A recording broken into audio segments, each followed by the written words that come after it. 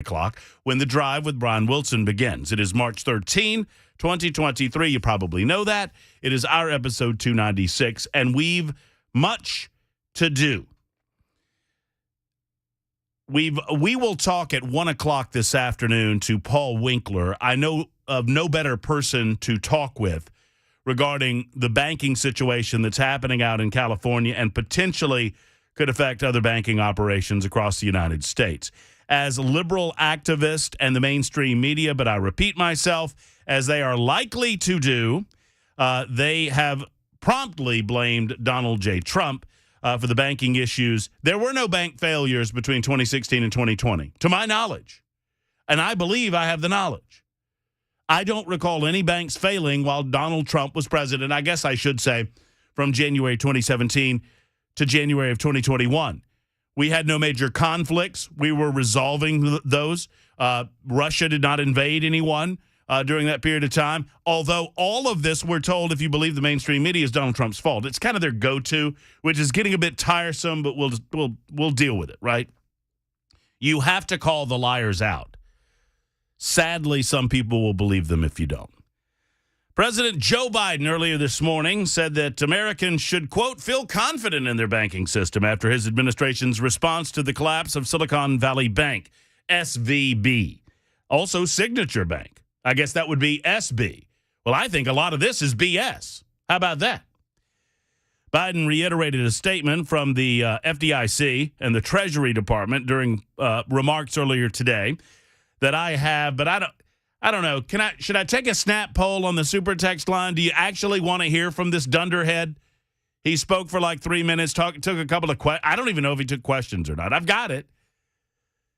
He reiterated that the federal government would guarantee depositors at the banks access to their funds. He then added that no such protection is being offered to the bank's investors. His administration has also fired the leadership of both banks. I didn't know that his administration had the ability to do that, but there you go. You know, I could get into a deep discussion about why this is happening, and it doesn't have anything to do with Donald Trump's presidency and deregulation of the banks. It doesn't have anything to do with Joe Biden. It has to do with the fallacy that banks have become. There was a time that you would allow people to borrow money, but you had to have the money in order for them to borrow the money. And then slowly but surely, we worked off of that premise, and the bank said, well, we've got a lot of money, and we're letting people borrow a lot of money. Maybe we just let people borrow a little more money than we actually have to back it up in the bank. And then before you know it, they don't have any of this money. If you walk to if every person that banked with, what's my bank? PCB. Is that right? I think so. It's sad. I don't even know my bank's name. I haven't stepped foot in a bank, and I don't know when. What about you? The banks don't lend actual money.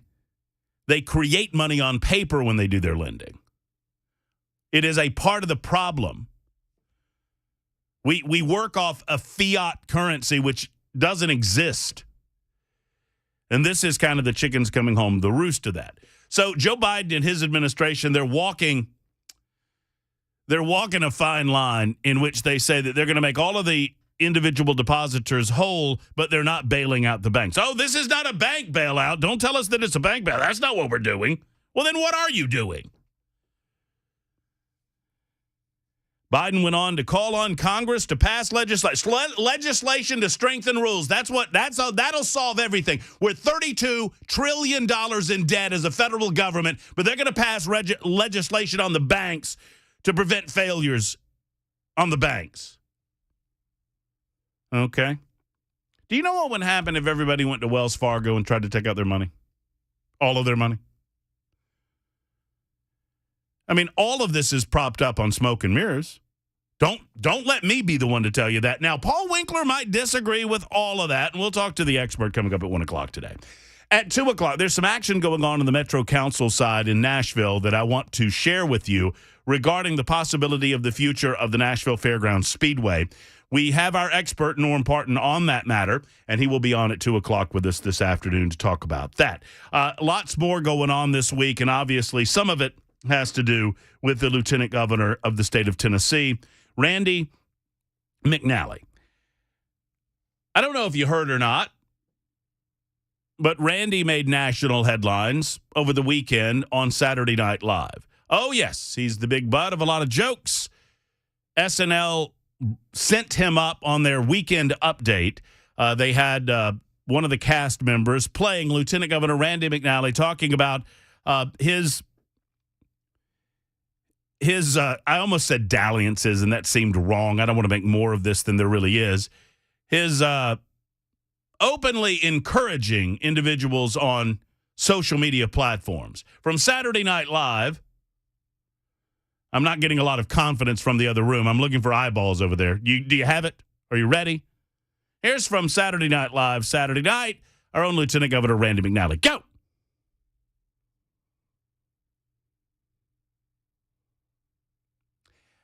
All right, just hold off on it. Just let me know. Just give me the thumbs up, and we'll share that with you when it decides to. When the hamsters decide to get their little legs going, when the squirrels start turning the wheels, and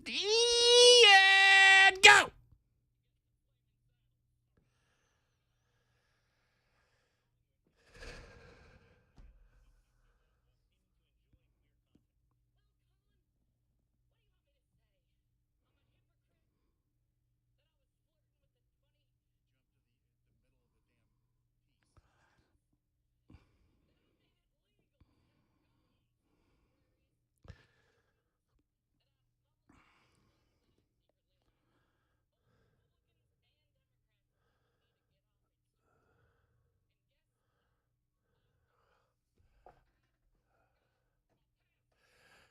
All right, so it's just a little bit of it was about a 3.5 minute clip on Saturday Night Live. You can kill it anytime you're kill it. A little bit of Saturday Night Live there for you from this past Saturday night. So the lieutenant governor's embarrassing moments on Instagram are now making national headlines. The lieutenant governor is not accused of doing anything illegal. He is not accused of doing anything unethical. I don't know Randy McNally, so none of this is personal when I tell you that to suggest that this is none of our business is ridiculous. It's ridiculous. I had a lot of people last Thursday and Friday tell me that, well, this is none of my business. This is none of our business. This is a personal matter. It matters. The public appearance matters for the lieutenant governor of the state of Tennessee. Secondarily, nobody elected Randy McNally to be lieutenant governor outside of the Senate themselves. And so one would presume that senators are questioning whether or not this is the face that they want currently in the lieutenant governor's office. Now, I talked to a number of senators over the weekend because I don't know Randy McNally and I don't know what his background is, and I don't want to pretend that I do. I am a big believer in learning as you go, in life, in your job, in your community, in your city, in your state. And I've been here longer than some, but less long than most. And so I did a dive over the weekend into who Randy McNally was and how he ascended to the position that he has. He's a long-serving House of Representatives and senator, a member of the General Assembly since 1979. He was elected to the Tennessee Senate in 1986. And what got him more attention than anything else, and I guess many of you long-timers can attest to this in a more direct fashion. I did the research over the weekend. What brought him a lot of attention in the state of Tennessee and really a lot of positive national attention was Operation Rocky Top. If you are not familiar with Operation Rocky Top, and I think this is important, it is important before we jump the gun and fall prey to a leftist rag hit piece on Randy McNally. And that's what it is. Now, McNally brought all of this on himself, but make no mistake, both things can be true at the same time. He can have done this to himself, and he's obviously admitted as much, and at the same time, it can be a hit piece, and it is. And I've repeatedly invited the author of the hit piece on this show to defend his reporting, and he won't come on. And that's fine. But I think it's important to understand who the guy is and what he has meant to the state of Tennessee. I talked to a number of senators, and they all said that he's a good person. He doesn't really do a lot of public appearances outside of his role as lieutenant governor in terms of media appearances, sitting down with media interviews on talk radio and whatnot. And I understand that. Some enjoy it more than others. Some are better at it than others. What he did do is in the 1980s, he was a figure in something called Operation Rocky Top, which previous to this weekend, I was unfamiliar with.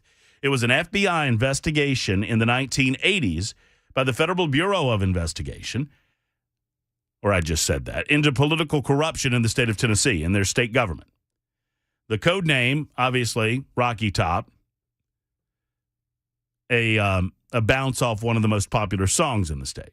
Operation Rocky Top was launched in 1986 as an FBI and TBI undercover investigation into illegal activity into charity bingo, including the illegal sale of bingo licenses. Now, you all might be real familiar with this case. I don't know. I might be teaching some new stuff. I was not. So he was a first-year member of the Tennessee Senate in 1986. Randy McNally became a secret participant in the investigation after he reported to authorities that a bingo lobbyist had offered him bribes and had boasted about bribing other lawmakers. For the duration of the investigation, Randy McNally wore a wire and cultivated the trust of bingo lobbyists and other insiders so they would talk freely in front of him and offer other bribes. Ned McWhirter, who was Speaker of the Tennessee House at the time when the investigation began and was elected as governor of Tennessee in 1986, was also praised by federal officials for cooperating with the investigation. That's according to Wikipedia. The results of it, Operation Rocky Top, became public in January of 1989 when Donnie Walker, a one-time bingo regulator in the state who later became a lobbyist, pleaded guilty to offering McNally a $10,000 bribe in exchange for his vote on a measure to legalize horse racing. In exchange for a plea bargain, Walker gave investigators, he opened up and gave information to state investigators and federal investigators as to how he helped the bingo operators become chartered as bogus charities so they could obtain state licenses. So that is very much to Lieutenant Governor Randy McNally's credit that he was offered a bribe by an unscrupulous actor. And I don't mean an actor like a stage actor or Oscars. I mean an actor like an actor in this drama, this real-life drama. And he went to the government and said, he went to, either the Tennessee Bureau of Investigation or the Federal Bureau of Investigation and said, look, I've been offered this. This is wrong. I don't know what to do with it. And he wore a wire. And so one would presume that there was a time where Randy McNally had courage and he had a strong sense of ethics and morals when it came to public service. And so it is with that in mind that I would suggest that either now or later that the state of Tennessee should move on regarding Randy McNally as their lieutenant governor. Once again, both things can be true at the same time. It can be true that this is a leftist hit piece, and it can be equally true. Don't pretend to me that this is not weird. Don't pretend to me that there's not something here. And don't pretend to me that this is not the public's business. You are one of the premier faces. You are one of the most important faces of Tennessee government. And by extension, you are a face of Tennessee. And as such, I think the voters of this state would expect that you're going to act in accordance with that fact. And you're going to live up to that honor. Being lieutenant governor is an honor. It is not a right. And I did not select Randy McNally as lieutenant governor, nor did you. The way the process works in Tennessee, obviously, as you well know, one statewide elected official. I mean, I'm talking state official, right? Obviously, we elect our U.S. senators. But other than that, there's one, the governor. Everyone else is selected by the General Assembly. The lieutenant governor is picked by the General Assembly. I think the attorney general is selected by the Tennessee Supreme Court. Other than that, Secretary of State, Treasurer, all of these other constitutional positions are picked by the GA. And so senators have a decision to make. Is this the face of the Senate? Now, Randy McNally is 79 years old. That matters as well. It matters if we believe him in as much as he has said that he did not do anything wrong. He was simply trying to encourage people, to which I say, encourage people to do what? That's what he said to Phil Williams last week. He was sat down, he was interviewed. What were you thinking? I was just trying to encourage them. You're talking to young, gay, naked males online. What are you trying to encourage them to do? More of what they're doing? Without necessarily delving into the more salacious details of this story, I would suggest to you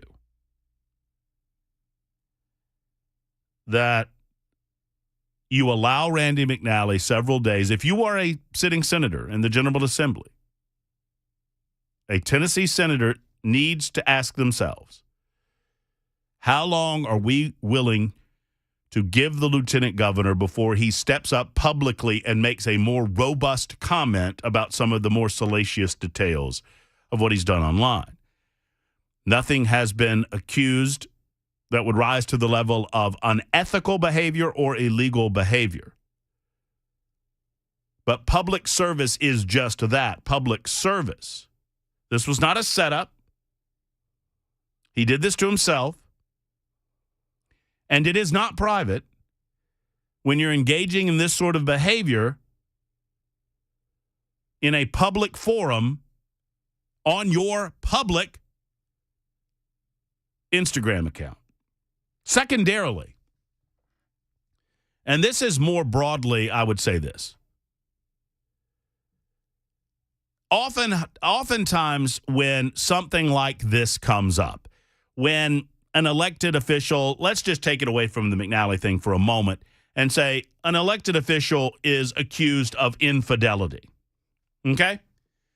I was all thick in the case involving Governor Robert Bentley in Alabama when I was down there. For those that don't know, Governor Robert Bentley was elected as governor of the state, and he was a fairly popular guy, and he was caught having a clandestine affair. He had a wife of like 50 years, and he cheated on his wife with his chief of staff. It was just sad all the way around for the family, the Bentley family altogether. But he cheated on his wife, and initially it was said, hey, this is none of our business. This is the business of the Bentley family and nobody else. And these were largely defenders of Governor Robert Bentley. And I said then, and I'll say now, as long as politicians run campaign commercials where they're sitting in a church, as long as politicians run campaign commercials talking about themselves as a Christian conservative, if you're going to use as a part of your political standing in the state of Tennessee your faith and your values, when you are exposed as not living those faith and values in your private life, that matters in your public life too, because you were elected in part because of that faith and those values. I hope that makes sense. Once again, this is not a personal attack against McNally. It is a statement that I believe in regarding what I want in elected officials. And it's not for me or you to demand that Randy McNally no longer be lieutenant governor, because we don't elect him as such. But what you can do is express to your own senator where you are on this matter and whether or not you think it's time to perhaps have new leadership come in and take up that role as lieutenant governor moving forward.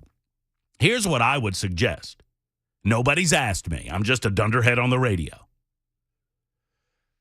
I'll tell you what I suggest in just a moment, but I'm running very late. It's 25 after the hour on Super Talk 99.7 WTN.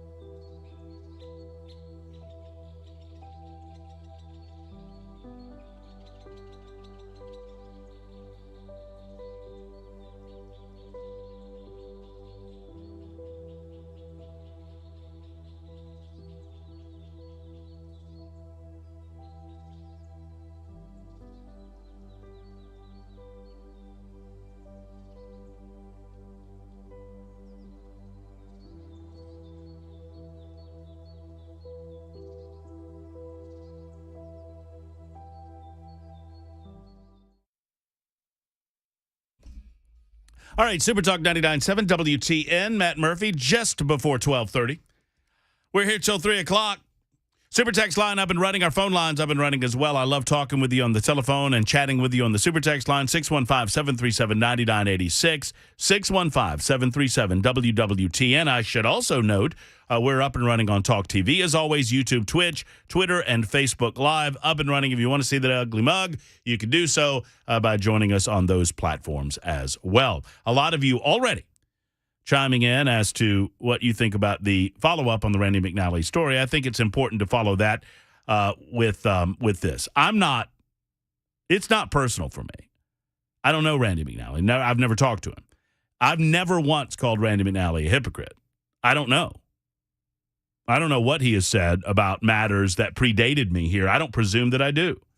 I'm not being judgmental against Randy McNally at all. I'm just asking if it would not better serve the citizens. I'm not interested in Randy McNally. I'm interested in you. And if you don't think that public perception matters about Tennessee, it does. Of course it does.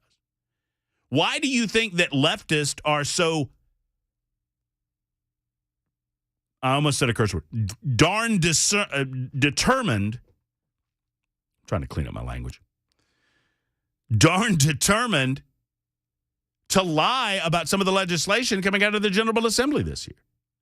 They banned drag shows in Tennessee, Matt. No, they didn't. They're trying to ban gay marriage in Tennessee, Matt. No, they're not. I have that story coming up in a little bit. Because they're trying to destroy what is good and great about the state of Tennessee by lying about us. They're doing the same thing in Florida.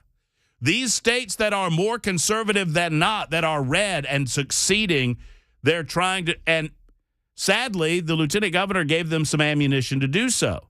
Now, some of you would suggest we fight back. I get that. I'm wondering if it's not time for us to thank Randy McNally for his service as lieutenant governor and move on. Move on to, I don't know, a sitting senator that's not engaging in personal messages with young gay males online, striking up fire emojis and whatnot. Matt, would this be a conversation if Randy McNally was a guy messaging a straight man online? No. If he were like sending fire emojis to, no, that would not be it. I don't think it would be a story. 4295 said, it seems personal to me. This seems personal to me. Seems you are a little too interested. And now you just look like the left. So if I'm critical of a Republican, I'm a leftist. Okay. That's your opinion. It truly isn't. It can't be personal to me. I've never met the man. I don't know the man. But to say that it's a personal story is ridiculous. He's a lieutenant governor using his lieutenant governor Instagram account to contact 20-year-old openly gay men and striking them fire emojis and making comments about sending rainbows to the atmosphere and saying that he wants to encourage them. I mean, I just think it's ridiculous, the suggestion that all of this is innocent. I just think that's absurd. And I think Tennessee would be best served with a new lieutenant governor. That's my position on it. It's 11:33 on 12:33. And I'm going to get the time wrong until I throw this Radio Shack timepiece across the room and bust it, which is about to happen in 5, 4, 3, 2, 1.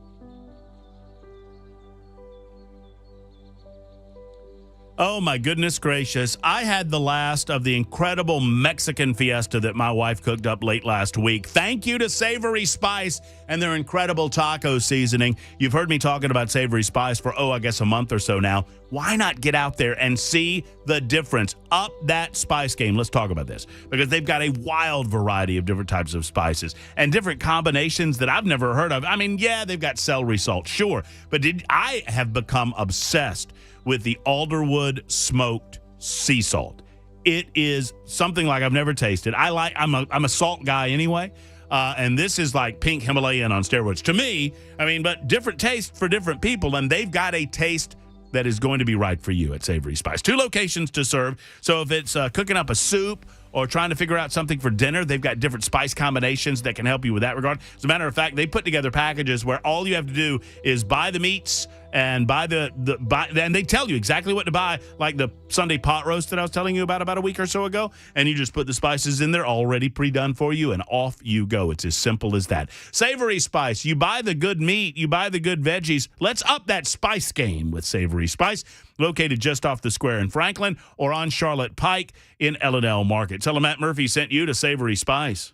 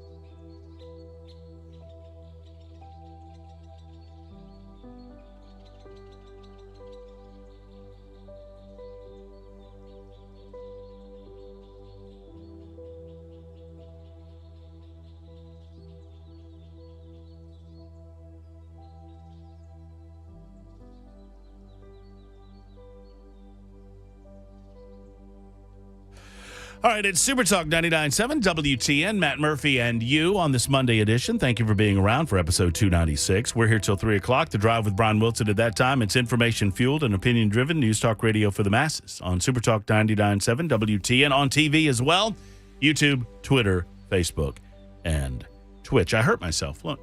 See that? Well, you television people, you can see. Hurt myself there. All right, so some of the reaction on the fallout over the weekend. There was an additional something to the story. A Saturday Night Live skewered the lieutenant governor. The mainstream media continues to mischaracterize legislation coming out of the General Assembly, and this makes it easier to lampoon it.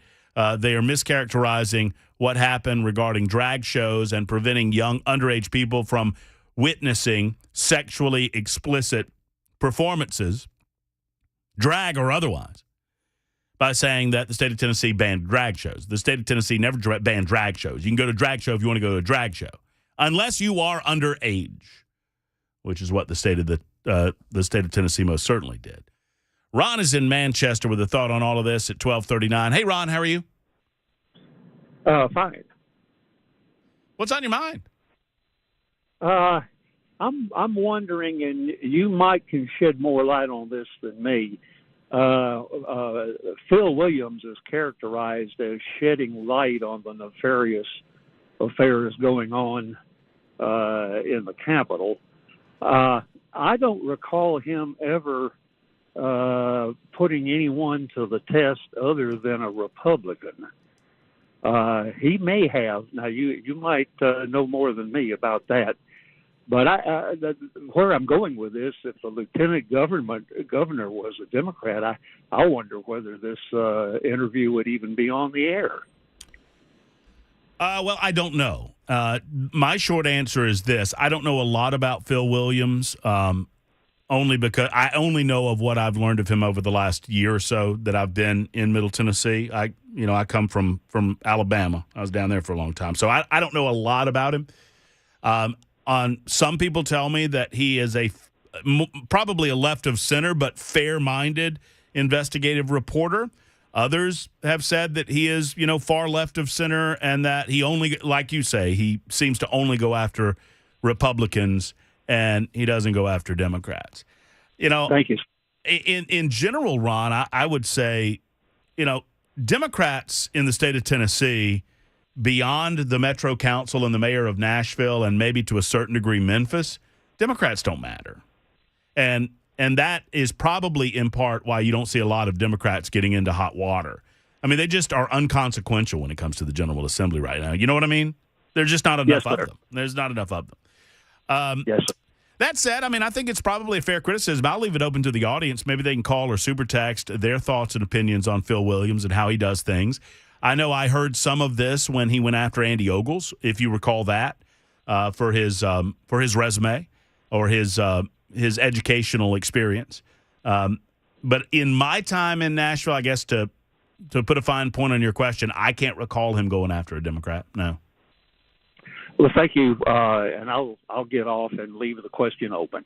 Well, thank you, and it's a good and open question, whether or not that's a fair-minded interview. Now, we should note that Randy McNally, I did not reach out to the lieutenant governor's office, only because, well, he's certainly welcome to come on the show. I have been told that Randy McNally doesn't do very many sit-down interviews along these lines.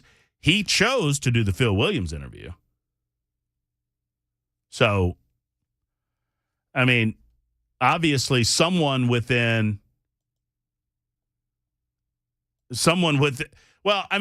I'm getting a lot of response on the super text line. For example, Matt, the caller's right.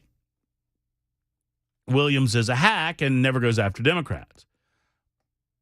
The lieutenant governor's people are the one that set him in front of Phil Williams. No one made him sit in front of Phil Williams. So regardless of whether one would think that I'm not defending Phil Williams. Once again, I'm simply saying this.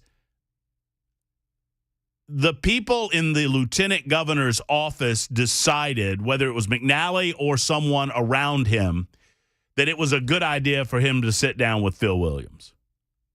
I didn't. You didn't. So the fact that he's being interviewed by Phil Williams was up to Randy McNally, not to me, and really not to Phil Williams. I guarantee you that every other television news organization in Nashville, Tennessee wanted to sit down with Randy McNally. And Phil was the one that got it. So if Phil is a hack, then he's a hack that McNally's office picked to share his thoughts on what exactly he was doing on Instagram. I said this weekend, and this is the last thing that I'll say on it. If you guys have thoughts on it, you're welcome to share them on the super text line or on the phone lines. We've got other things to do. I will say this. It is an embarrassment to the state. I cannot pretend that there's nothing there when there obviously is something there. And I do not believe that there's an I don't believe there's an inconsistency with the things that he said to these young people online and the actions that he's taken in the legislature, because I think there are two different things. There are different circumstances surrounding some of the specifics of the bills that he has supported and helped pass versus what he's done online. He says he's encouraging young people online. I just don't know what he's encouraging people to do. I would say this. It is up to the people of Oak Ridge and the surrounding area. It is up to his Senate district how long Randy McNally continues to serve as a Tennessee senator. They'll make that determination.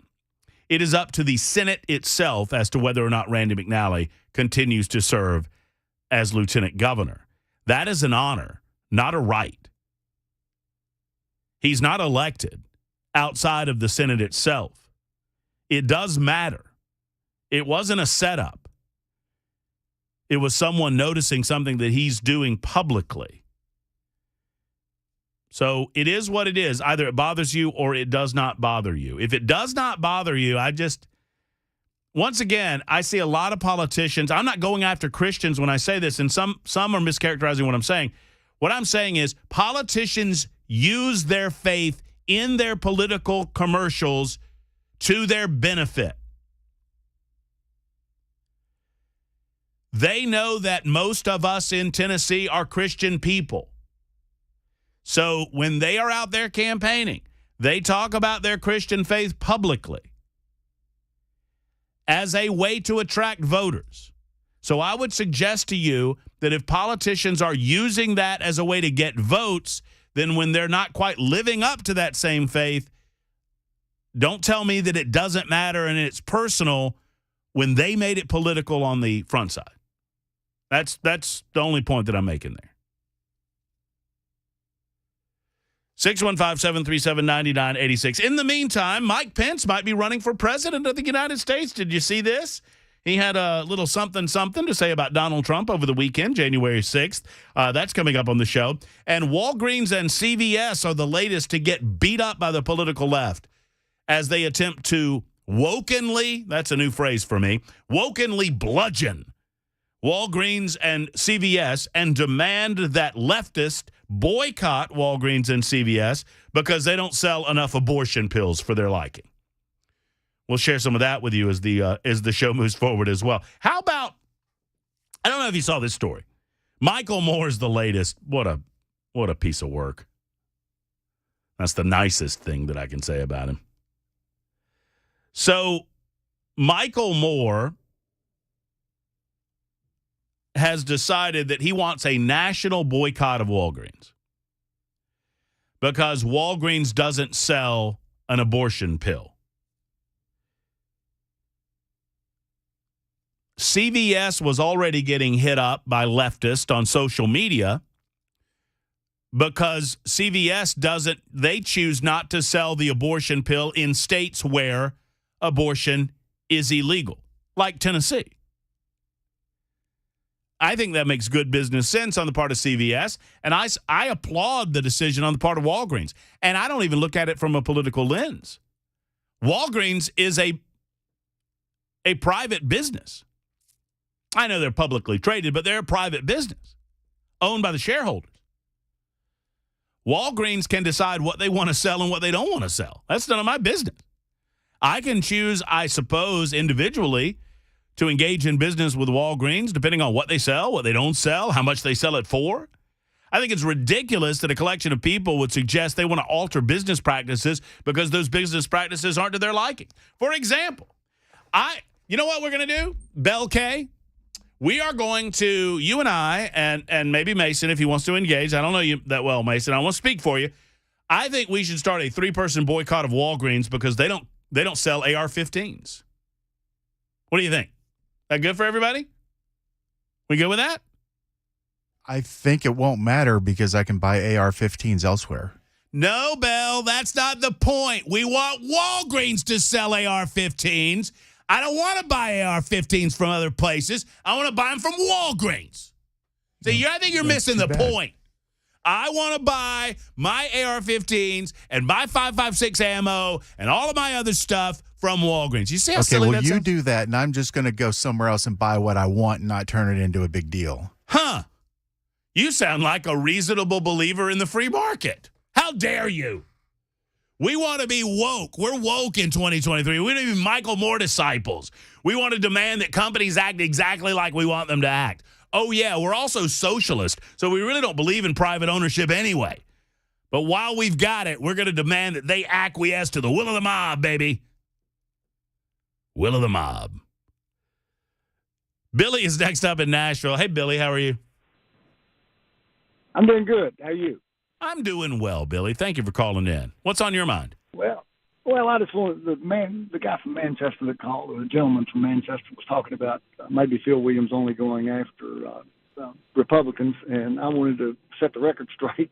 If you go back in the early 90s, when Jimmy Nathie was Speaker of the House of Representatives, Phil Williams followed them to the national conferences and caught them on golf courses and videotaped them and played all that stuff when they came back home. But anyway, I just wanted to let that caller know and let you know that he does go after everyone. He doesn't disintegrate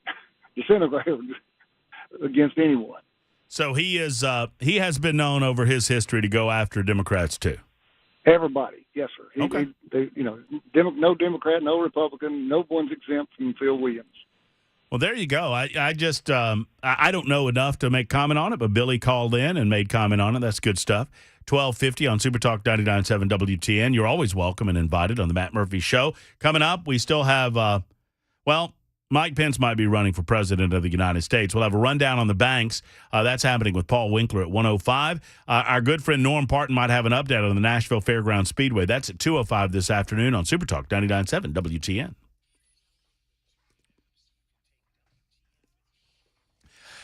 I realized I need to put my money where my mouth is when it comes to the safe house and get out and see Mark and the team and buy myself a safe. I need it, guys. I have run out of room, and now I need to fill a new safe with some wonderful ammo and some short guns, long guns, and I'm going to do so after visiting Mark at the safe house. And I want you to do the same thing. There's no other. He's been in business for 30 years. It's their 30th birthday this May. And let me tell you something, not a finer company in town. You will not find another safe specialty store in town. Nobody knows safes and vaults better than the Safe House, and they do it the right way, and I've seen it in action. Mark and his team want to find the right safe for you. They've got plenty of selection available for you at the Safe House. I mean, obviously, to include Browning, that's a big deal. They also have Liberty safes. They've got others, Fort Knox as an example. Go to NashvilleSafeHouse.com and see some of the selection there, but you will do yourself a favor if you go in person and see the incredible warehouse of safes at Nashville Safe House. They're on 4th Avenue South in Nashville. Look them up online at NashvilleSafeHouse.com and tell them Matt Murphy sent you to buy a safe at Nashville Safe House.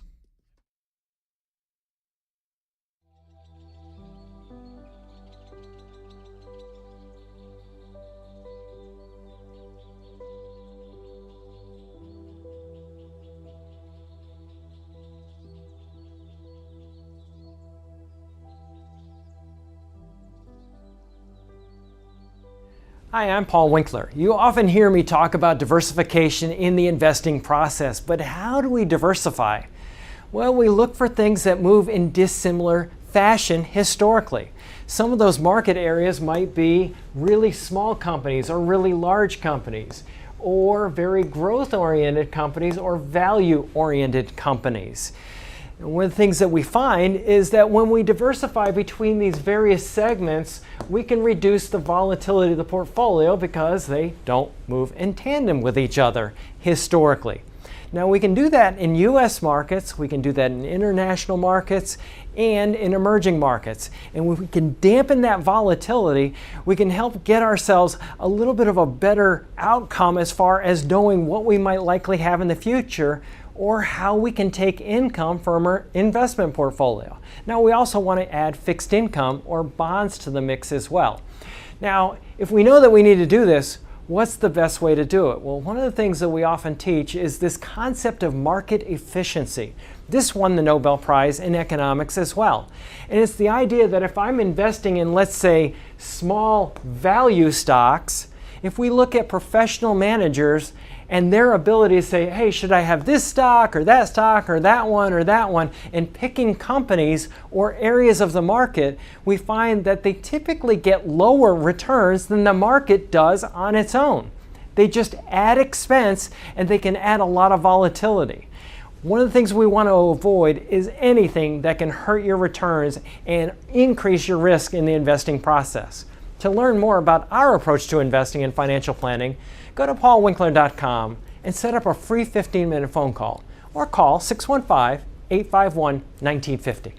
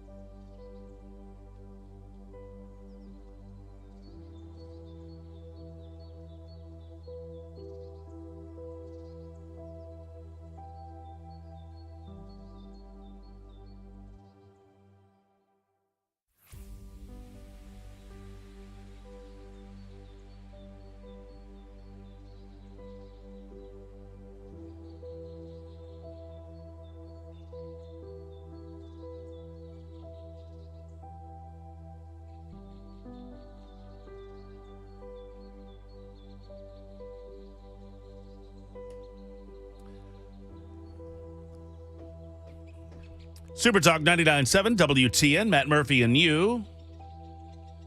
About 2 minutes before we get to the top of the hour, I'll tell you what, let's slip Andy in here real quick. Andy, only 2 minutes, but it's yours, my friend. How are you? All right, my man. How are you? I'm doing you well.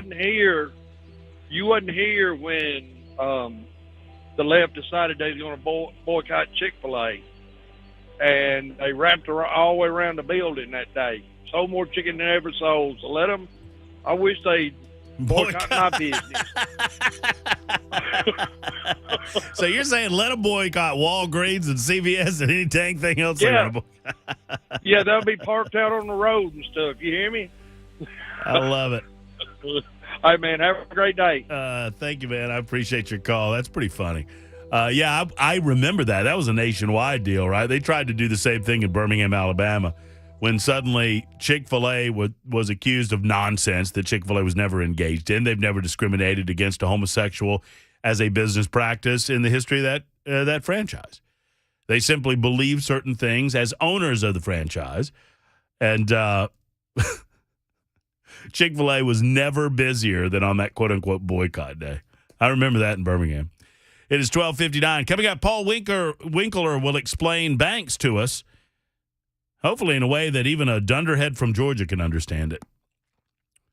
Because that's what I am. Snapperhead, dunderhead, same thing. Super Talk 99.7 WTN. Here comes news. Paul Winkler next on the Matt Murphy Show on Super Talk.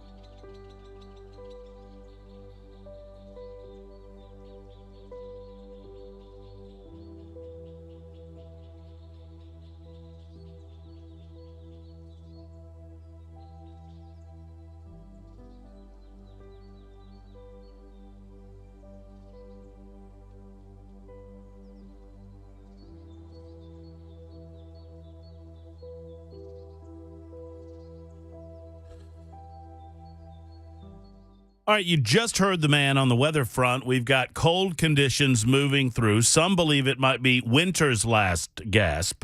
Before you know it, springtime will be hitting hot and heavy, and you've probably already cranked on that AC once or twice this season. Hey, it's Matt Murphy for Efficient Heating and Cooling, and Jeff Eddy is my man. He's my go-to guy when it comes to anything involving your heating or your air conditioning. And I strongly encourage, as does Jeff, that you get that AC checked once a year, and it doesn't have to cost you an arm and a leg. Let's talk about it. No matter how many units you have, Jeff says no matter how many, you'll never get charged over $125 for maintenance fees. That means he comes out, he checks all of your residential property, all of the air conditioning units on your property. He'll clean them out, make sure that they're running as they should, identifying any issues along the way, and he's not going to upsell you on issues, right? He will tell you what's wrong, and he'll tell you the diagnosis for that. But you never get charged over $125 for that visit. And oftentimes, it's much less than that.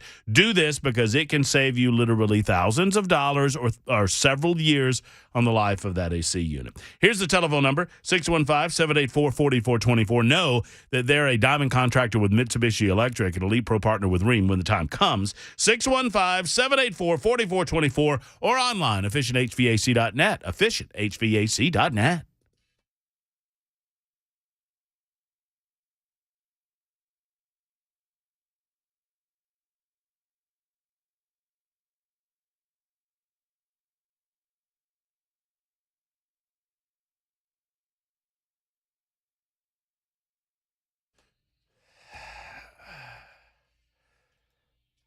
Here we are. Here we go. It's hour number 2 of the Matt Murphy Show on Super Talk 99.7 WTN. Hello there.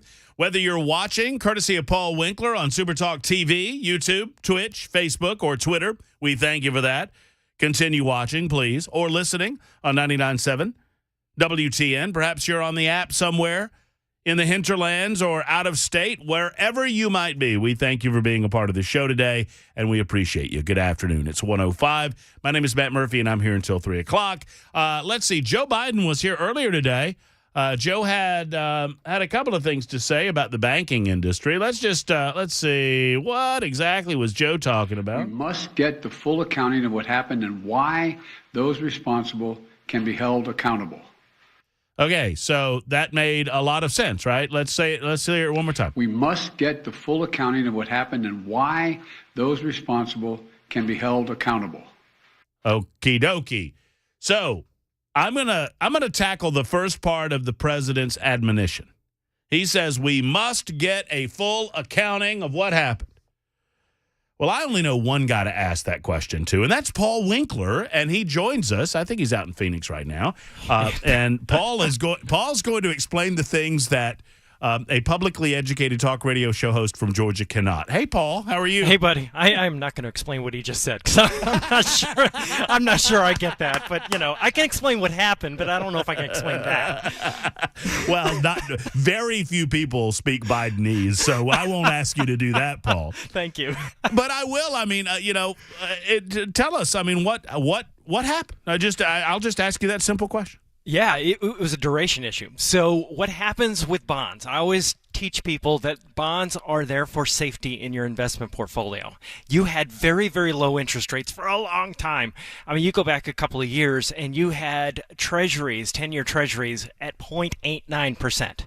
At 2020, 0.89% was what they were paying. Mm-hmm. And then what happened is they're up close to like 4%, and you had 5-year treasuries at around the same, and they're really close to 4%. So you had no place for banks to get yield.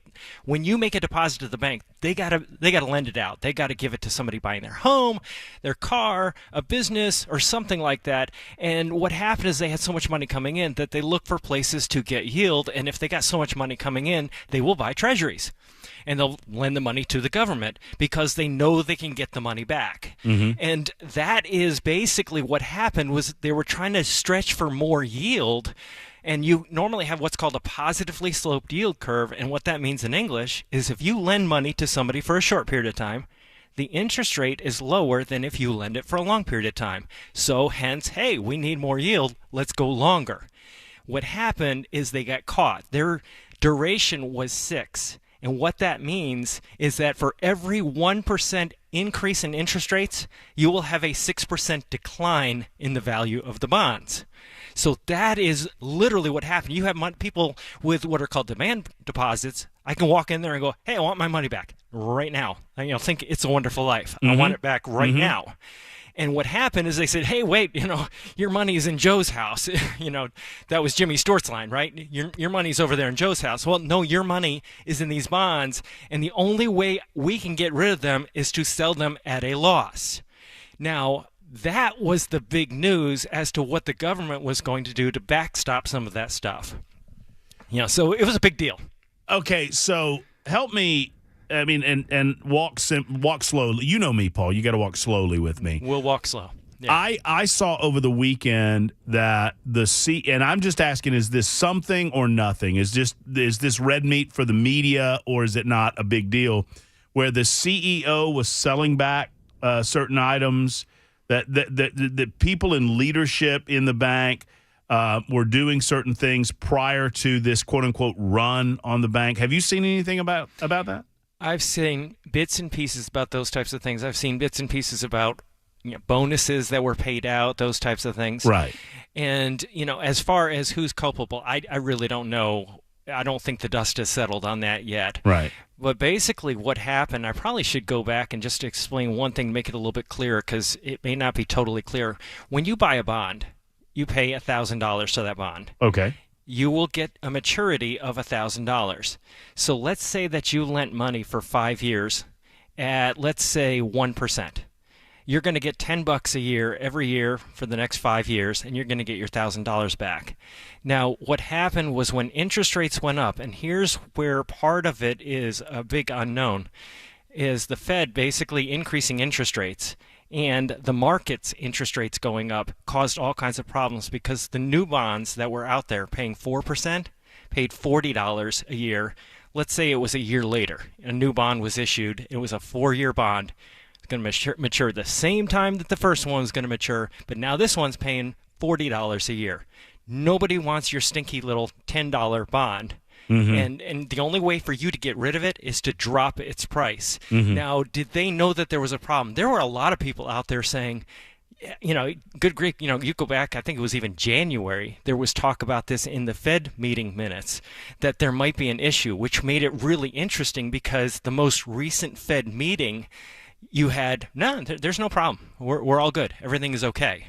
So that's where a lot of people are pointing the finger, is there. I don't know about the people that were running the bank or anything like that, but there were all kinds of issues in a lot of different places with this one.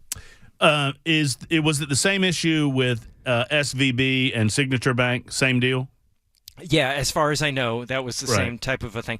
You know what this reminds me a lot of, Matt, is remember back when you had TARP?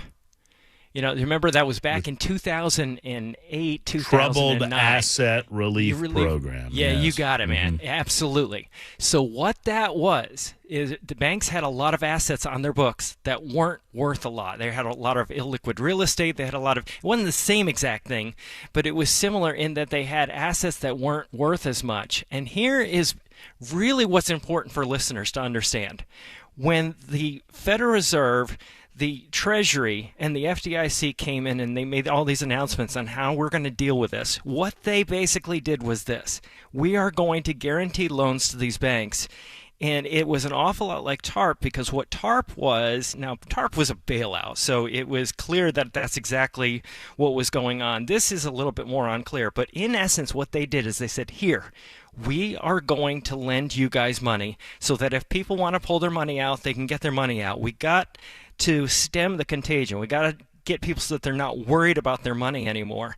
And what is really cool about TARP that most people don't recognize is the government actually made money on it. What they did is they were able to sit on these properties, not panic sell them. That's what banks have to do when you're coming in and pull your money out. They got to panic sell these treasuries. They didn't have to panic sell this stuff. And because they didn't have to do that, the value of the properties went back up, and then they were able to sell them at a profit, pay themselves back for the money that they had loaned to the banks. So that is why this was such a big deal over the past few hours, for them to come in and make this statement that we're going to do this. So that allowed people not to worry about it. Now, there's a whole moral hazard issue with this thing that I don't hear a lot of people talking about. Well, and that's kind of where I want to go. I understand everything you just said. Why did it feel so wrong in 2008 what they were doing for the bank? It felt like they were doing it to protect those that had made poor decisions. I understand that they were also protecting depositors as well, but it got a lot of bad publicity. Now, the way you describe it, Paul, makes perfect sense that they recouped that money, but it also felt like we were rewarding bad behavior. And that was the big issue back then. I remember going on TV locally and going, hey, look, here's what's going on, because people were panicking about it. I said, don't panic about this, because remember, my thing is not to get necessarily into the politics of things. I know. It's more to protect investors and educate investors. So I have to really walk a fine line when it comes to that. And at that point in time, there were a lot of people getting away with a lot of stuff. And that's where the moral hazard comes in right now. If you look at these banks, you go, okay, when I put my money in a bank, if it's over $250,000, it's my risk. If they can't pay me back, that's my problem. If it's under $250,000, I got FDIC, all is cool, all is good. The problem with some of these banks is you're looking at deposits, 97% I think it was, the money that was in there was above the FDIC limits. So you look at that and go, oh, for the government to come in and say, hey, we're going to take care of you, but here's what happened, and here's what happened in 2008, and here's what's happening now. Is the pain of the contagion that could happen as a result of this worse than doing something that looks like we're bailing out some of these people that did something they probably shouldn't have done and took risks that they shouldn't have taken? That's why it's such a big debate right now. Mm-hmm. And it's kind of more my side of things than your side of things, right? I mean, we debate the political side while you advise us regarding investment strategies and what is and what is not real, because it's hard for me to distinguish what's a real thing versus what the media doesn't understand about this or what they're just kind of creating to further their own particular narratives. I'm going to ask you a question, and it's probably an incredibly complex question, oversimplified. Oh, great. What is a bank failing? What does that mean? Yeah, so when you have a run, just like It's a Wonderful Life, that's the bank failing. They cannot come up with the money to pay out their depositors, because when you put money in a bank, you have a reserve requirement. So let's say you had the way I like to explain this to people is this. Let's say that you had $100,000 and you put it in a bank, and they have a reserve requirement of 10%. So you put $100,000 in, they take $10,000 of it, they put it off to the side. They lend $90,000 back out. That money flows through the system. Maybe it becomes like $70,000 because it's used for some things. Then the $70,000 ends up back in the bank. They have to hold a reserve requirement. This is the banking system overall. How much a reserve? 10%. 10% of 70,000 is 7,000. So they take 63,000. The 70 minus the 7, they send it back out through the system.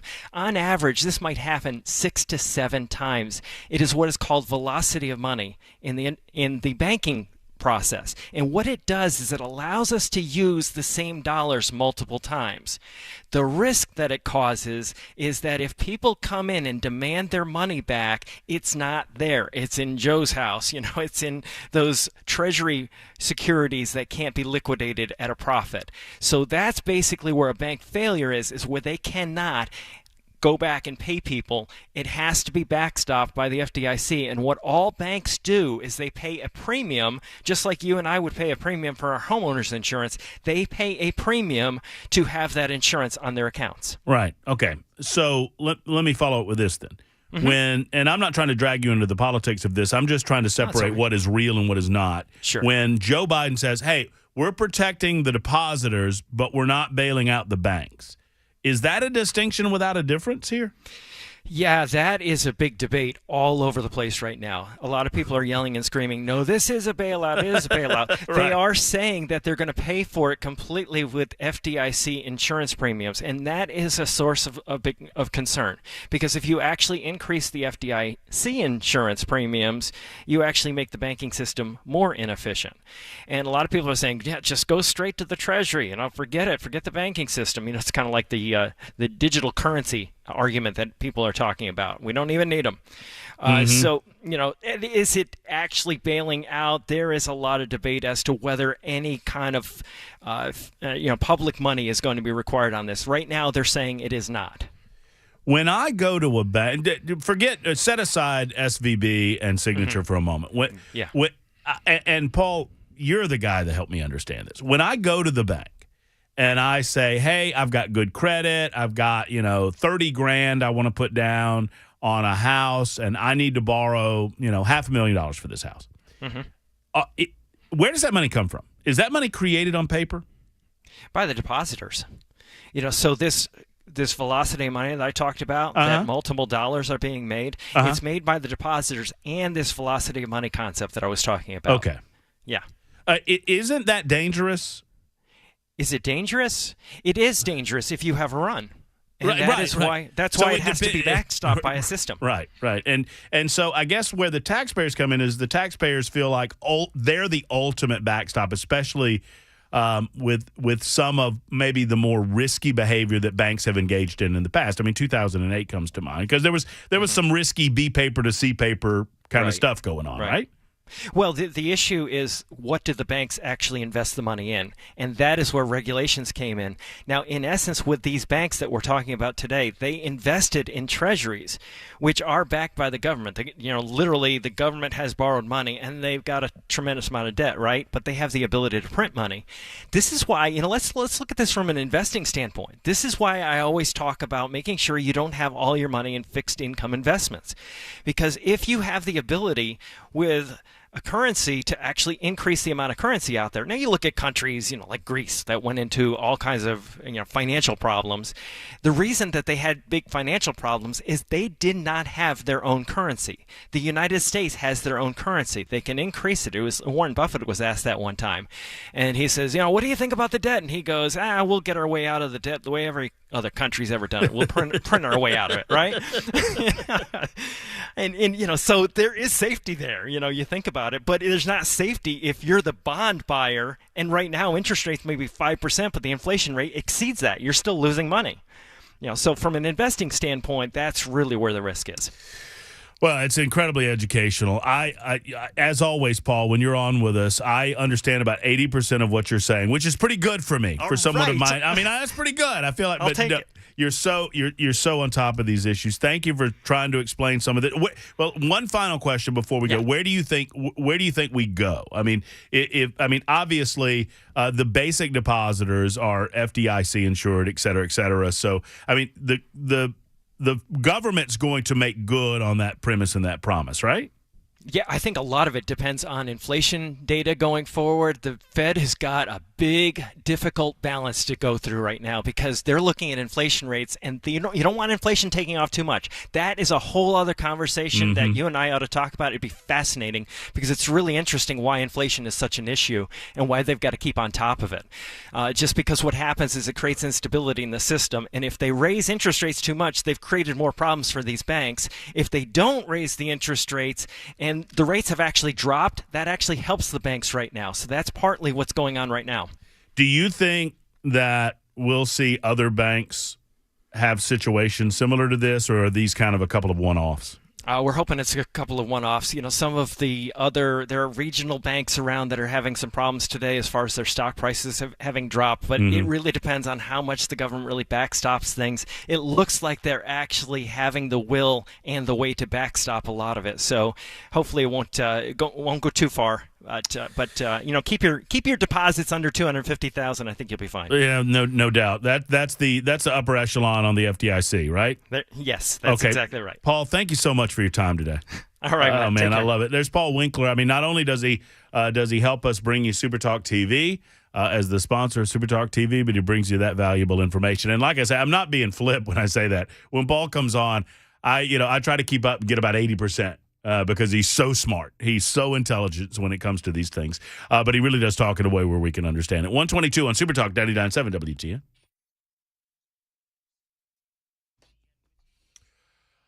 All right, friends, so it's not just about losing weight, although I understand that you want to lose weight. It's about changing your lifestyle and getting a more healthy life rolling with LT360. Let's talk about that. LT360, Coach Scott Oatsfall. It came out of what was nearly a personal tragedy in Coach Scott's life, and he's very open about this situation where he had a cardiac event. It caused him to realize that if he did not do something to get healthier on a cellular level, he was going to be away from his family. He was going to perish the earth. He was going to die. And Coach Scott decided to do something about it and did his own research, got to the bottom, the ground level of what it means to be healthy on a holistic way, I should say, and what it means to be healthy on a cellular level. And now Dr. Underwood is there to help him out, and so many other coaches on the team helping literally thousands of people live life in a healthier fashion. This is not a diet. This is not a diet plan. This is not a weight loss plan. It's a way of living in a healthier, more holistic way. And I encourage you to be a part of that.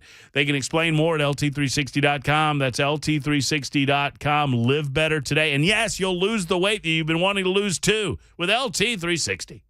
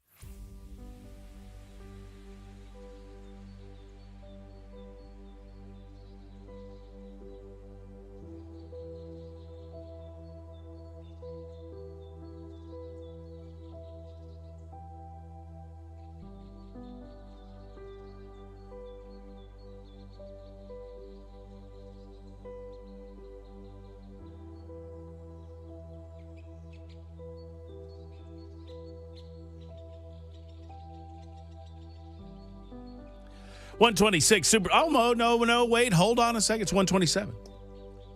Super Talk 99.7 WTN. It makes my tongue itch when we talk about bank bailouts. I admit it. Because I'm at a bit of a loss, because a lot of what Paul said made sense and a lot of it feels wrong. It feels right in as much as we decided, this is my understanding of the history of it, and you're welcome to comment on it. Super text line 615-737-9986, or call in even, that the Federal Deposit Insurance Corporation was created as a way to assure those going to banks and depositing their money in banks that they will not be left holding the bag. Originally, it was insured up to $100,000. When I was a kid, when I first opened my first bank account at the Bank of Thompson in Thompson, Georgia, I was so proud. I had a checkbook, and I immediately started cutting out checks, man, writing checks. Oh, yeah, checks. So for you younger listeners, you see, kids, we used to have to fill out our debit card payments like on paper. each time we made a debit transaction, you'd have to fill the thing out again, and you'd hand it to them, and and they took it on faith that you had money in the bank. They didn't even check. That's why they called it a check. They should have called it a we won't check. Because when I was passing them around, when I was 18 years old, I thought if I had checks, I had cash, baby. That's not true. So, back to the serious side of things.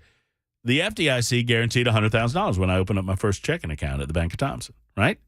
You guys might remember this. So, proud day. Oh boy, for the first remember back in the day when you had to fill out your check, your register. You had to remember the checks that you wrote out and the amount, and you had to balance it out. And we learned all of this in something called. Did you guys in Tennessee have a high school course called General Business? We did. It wasn't an economics course, although that's what they dealt with mostly. Do they have general business in school anymore? Now, do you know what I'm talking about? There was a class called General Business. And it was basically, hey, here are some life skills that you're going to need. You're in 10th grade now. It's time that you knew how to fill out a checkbook. It's time that you know how to write a check. When's the last time you've been behind someone in line? Derek just wrote in seconds ago when I was saying that and said, to this day, one of my favorite things to do is pull out the old checkbook when a Gen Z or a millennial pulls in behind me at Publix. Well, you better strap in, kid. This is going to take a while. I'm not going to start filling this thing out until I know exactly what it's going to cost. I know. It's, you might want to. Hey, Gen Z, you might want to run over there to the check yourself out lane because this one's going to take a while. I like to make sure my penmanship's real good when I fill out these checky checks.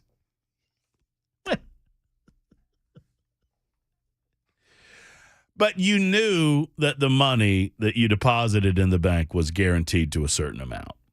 And so SVB Bank, I guess the B might stand for bank. I don't know. Silicon Valley Bank, I guess. And Signature Bank are no different. Those that were guaranteed through the government, through the insurance provided to these banks, need to be made whole. But that's different than salvaging the investors. And what it feels like is that they're telling us that the investors will be protected as well. And I don't think that's good. Jason says we learned about checks and checking and recording checks that were outstanding in freshman typing class. Boy, oh boy, I don't remember a lot about typing class. This means I saw you, Mason. Don't calm down, Mason. Boy, oh boy. Are you teaching him to be pushy in there too, Bell? I'm just oblivious to most things at this point, so I'm trying to make sure you saw me. I did, and I have. And I will follow instructions right now.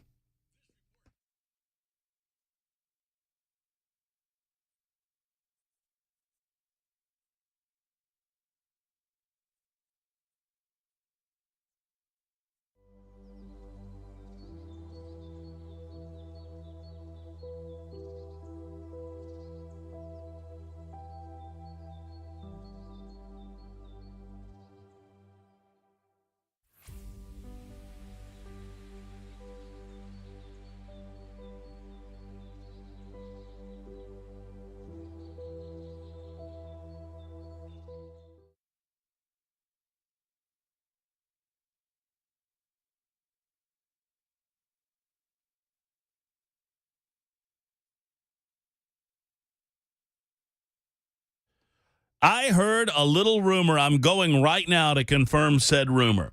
That rumor involves Tennessee Men's Clinic. You've heard me talking about the Tennessee Men's Clinic for some time now, right? They're located in downtown Nashville. And if you want to bring your life back to the standard that you've become accustomed to, if you're feeling sluggish, if you're a male and you're just not feeling yourself, if you're struggling with something that seems a little overwhelming, like energy level or even, bedroom activity. If you're currently dealing with low testosterone, it's time to contact the Tennessee Men's Clinic. And oh, by the way, a brand new location to tell you about. That's right. They have a new location, which is in Cool Springs on Mallory Lane. It's just opened up, and we're excited to announce that brand new location. Now, you can get to them, either one of them, through one telephone number. Tell them that I told you to call. 208-9090 is that number. That's 615-208-9090. Their location over on just off of 23rd Avenue has been there for some time now. So many of you know that location. But now, to serve you, a location is in Cool Springs at the Tennessee Men's Clinic. Go to TennesseeMen'sClinic.com to find out more, or give a call and ask any question that you might have. They'll be happy to answer. 615-208-9090, and tell them Matt Murphy sent you to Tennessee Men's Clinic.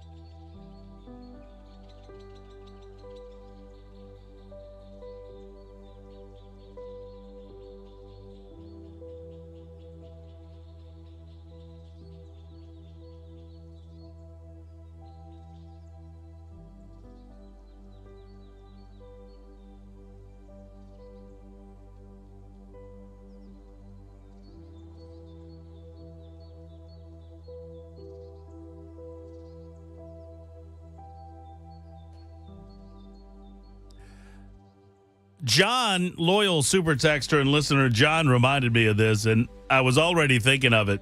I was trying to find the old Fox. We were talking about checks, writing checks. I mean, it's something that young people will never have to do. I mean, I can't remember the last time I had to write a check. I mean, everything you do is online. I mean, wait. I think I had to write a check when I first signed up for water service in Mount Juliet. I think that was right. No, I take it back. I used my debit card because I did it in person. I can't remember the last time I had to write. I don't have, actually, I'll tell you. It's been before I went to my bank that I'm currently at, PCB Bank. Wait, I keep saying PCB. It's PNC. See, I can't remember the name of my bank. Sad what happens to the mind when you get to my age. But all the talk about checks reminded me and reminded John of the old Jeff Foxworthy when the guy's coming to repo his car. And the guy, said, I'm coming to get your car. Man, said, well, you got to pay me $1,600 or I've got to take that card. Because, man, I don't have that kind of cash on me. Well, can't you write a check? A check? Well, hell yeah, I can write a check. As a matter of fact, I'm just going to go ahead and pay the whole thing off right now. A check. I'm going to put a little nice tip in it for you. A check. Nobody writes checks anymore. So that's all we know about the banking. You know, once again, I wish I had more information. I mean, I will say this. I have a difficult time being able to comprehend what our good friend and someone that I trust, Paul Winkler, was talking about when he talks about loaning money to you and then using 70% of that return to loan money. So you're resurfacing that money over and over and over again. And in my little bitty brain, that means that you're taking a $100,000 loan and you're using it for $1 million in loan product. And there's no possible way that the bank is not over leveraged in that manner. In the meantime, Tony writes in and says, hey, guys, snow flurries in Crossville. Yeah, it's cold outside. Super Dave said, remember counter checks? My dad kept counter checks at his business for each of the 3 banks in our little hometown. I do remember counter checks. I took a home ec course as a filler. The teacher was amazed that I knew how to use a checkbook. The girls, not so much. Trevor said, I still write checks. I'm not knocking it. I mean, a lot of people do. I mean, your checkbooks are a perfectly legitimate way to take care of that business. Hey, 3641, where are you? You say you still have to pay your water bill online. Y'all need to get with the 21st century. Come on, man. And Rebecca says, I still write checks. I don't have or trust online business. Well, I mean, I don't begrudge you that, Rebecca, but the hay's kind of in the barn on that one, right? I mean, everything's online now. Even, by the way, when you write those checks, I don't even know. I worked at the bank of Thompson for a little bit, and I processed deposits that did not have, insufficient funds, bad checks. And it was my job to process the bad checks and to send them back to the lending institutions from which they were writ. And I don't think they do any of that anymore. I think all of that's electronic. I think the check that you write is automatically converted when it gets to a bank or a place of business. And, yeah, I know that some smaller, like water companies or trash service companies, other types of utilities, they charge you an additional amount of money to pay online. And there are some smaller towns. McMinnville's being brought up right now, as a matter of fact. Utility district, the business account, McMinnville Water and Sewer cannot be paid online. Well, I kind of like that. I mean, I appreciate the smaller towns that are still, personal service oriented in such a way where you can't do everything online. But in most cases, you can do all of that online. I don't know I don't believe that doing online banking with PNC Bank, for example, where I've never had a checking account. I have a checking account. I just have never had checks. They don't even call it a checking account anymore. What do they call it? They call it hold on a second. If you go to my bank's website, and I've got to do Face ID. Hold on. Got to do Face ID because now some are going to say that I'm publicly compromised. They call it your virtual wallet. That's what it's called. It's not even called your checking account anymore. You got your standard savings, which I have, and then your virtual wallet, which I also have. One way or the other, I don't have checks. Fiat money is the problem. Fiat currency is the problem, okay? And I could get into a completely different discussion about the dangers of using fiat currency as opposed to having your money backed by something. Right now, it's just backed by the good faith and credit of the United States of America, a United States of America that owes itself $32 trillion that it never has any intention of paying back. Over the weekend, I was talking with someone about this. It is very difficult for us to comprehend how much $1 trillion is. All right, so Mason, if I gave you $1 million, that'd be a lot of money, right? Do you know how much $1 trillion is? I'd like to say a lot more, but I don't know Well, exactly it is a lot how more. much more. All right, so $1 billion is 1,000 million, right? Yep. So, and $1 trillion is 1,000 billion. So $1 million is a million million. $1 trillion is $1 million million. You're making my brain hurt now. It makes your brain, it does. It makes your tongue itch. So it's difficult for us to understand how much money we owe ourselves. And we owe ourselves this money because of fiat currency. Just write a check for it. Well, we could write, you know what? Write a check. Heck, I'll pay the whole thing off right now. I was visiting with my father-in-law, and somehow we got into this conversation and scoffed at the idea. And I've long said, the best we can hope for, when you're talking to politicians who start talking about paying off our public debt, our debt, if they realistically believe that, don't vote for them. I know that they have to say what they have to say. There is zero way that we're ever paying off the $32 trillion we owe ourselves. The best we will ever get to is a balanced budget that we do not continue to add to it. The best we can hope for. Eugene's in Nashville with a thought on checks. You know what? One of the things I love about this radio show, Eugene, is you never know what you're going to talk about on a day-to-day basis. I had no idea that checking would come up today. How are you? I'm good. How are you? I'm doing well. Thank you. Yeah, so I was just going to chime in on the check because most people do still write checks. We take in several $1 million a year in checks from homeowners, and the reason is because most people these days, if you use your credit card to purchase something, you're probably going to get about a 3.5% charge on top of your purchase there. So with the check writing, there is no charge on that. So we even still get checks from all of our contractors. They still mail checks in just like they always did. So there's still a lot of check writing going on these days. Well, it's probably more than I would imagine. I'm getting a lot of folks who rent out property that say that their rent payments are often received in check form. I'm renting in Mount Juliet, but I do all of that online. The company that I am doing business with does it online. So maybe there's more of it going on than I would have thought, Eugene. And obviously that's evidenced by your telephone call.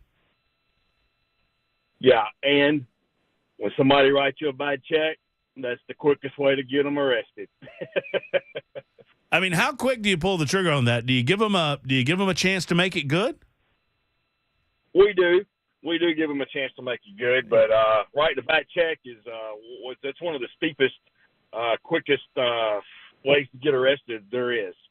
So it holds people's feet to the fire. Well, no doubt. I mean, and you know what? There was a time when I first got my checkbook, and thank you, Eugene. And I'm not proud of this because this is no way to live. But you're living hand to mouth. I mean, you're just begging for that next payday. You got no money. You're overspending. I don't think I had a checkbook before I had a credit card. I did not have a credit card till I went to college, but maybe this is around that same time. Where back in the day, you youngsters, Mason, McMorray, you gather around the radio. Let me tell you about a time when does the phrase float a check mean anything to you? Like not pay it? No. You're floating a check. You don't have the money that you're writing this check with? You do not have the money. It means you do not have the money in your account at the time that you write the check, but you recognize, like if I'm writing a check on a Friday afternoon, then I can float. You call it floating a check. I can float that check all weekend until like Tuesday of next week.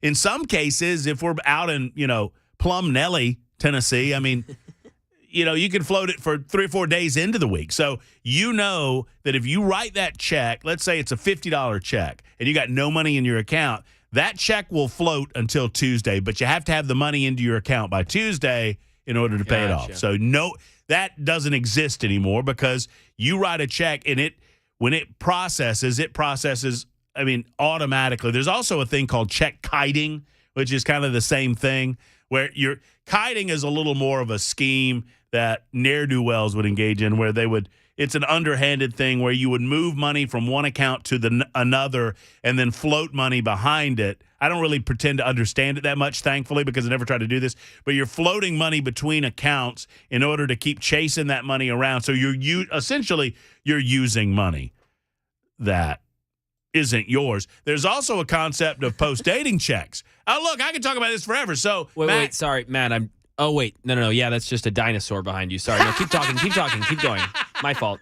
But Maury, you need to learn. You need to learn. So sorry. You need to learn to respect your elders. Yes, sir. Have you ever written a check? When I was living in Wyoming, my landlord took rent from checks. So did you have a checking account? It was my mom's, so I was just writing it. But it was my money, but her account type thing, so I didn't really have to. So right now you have a debit card, right? Yep. So you technically have a checking account because yes. your debit card's backed up by your checking account. But you haven't had a check in forever, right? Never, yeah. Yeah, do you have a checkbook? Nope. Well, I don't either, I'm proud to say. I don't know why I'm proud of that, because I want the kids to love me. I'm proud of it in as much as when I switched over to PNC Bank, they never offered me a checking account. They just gave me a debit card. So I was like, sure, okay. Now, let's get back to post-dating checks. Would you dare guess, as someone who's only written a couple of checks to your rent from your mom's account, what is post-dating a check? What does that mean to you? Oh, I got... Okay, I'll tell you. I'll save you. Thank you. So I don't have the money to pay my rent today. I promise you I'm going to have my money, the payment on Friday. It's almost kind of a, hey, this is a good faith way. Post-dated checks used to be very common as 9966 notes. So you're my landlord, Mac. Yeah. And I would say, Mac, I'm not going to have the money till Friday, but I'll go ahead and write you this check and I will date it for Friday. So gotcha. Okay. It protects you that you've got it for Friday ready to go. But for me, it protects me because you cannot go to the bank.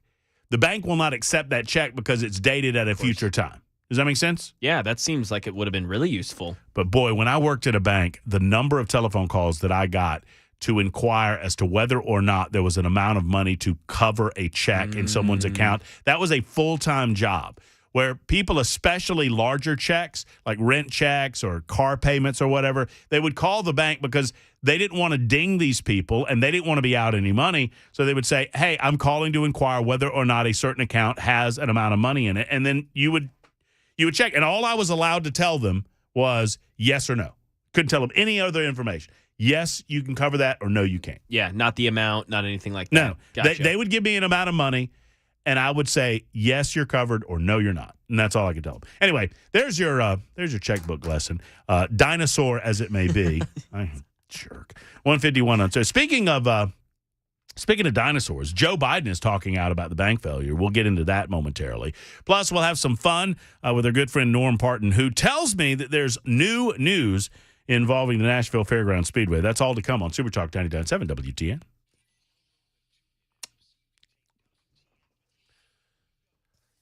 Paul Winkler is my go-to investment advisor. He is a strategist extraordinaire. Now, he also pays me to talk about him on the radio station.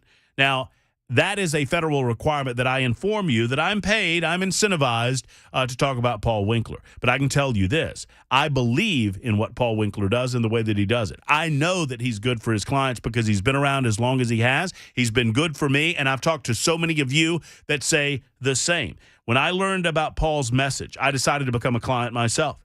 I was impressed with Paul's knowledge about the financial world, his love to approach, and his approach to planning and investment.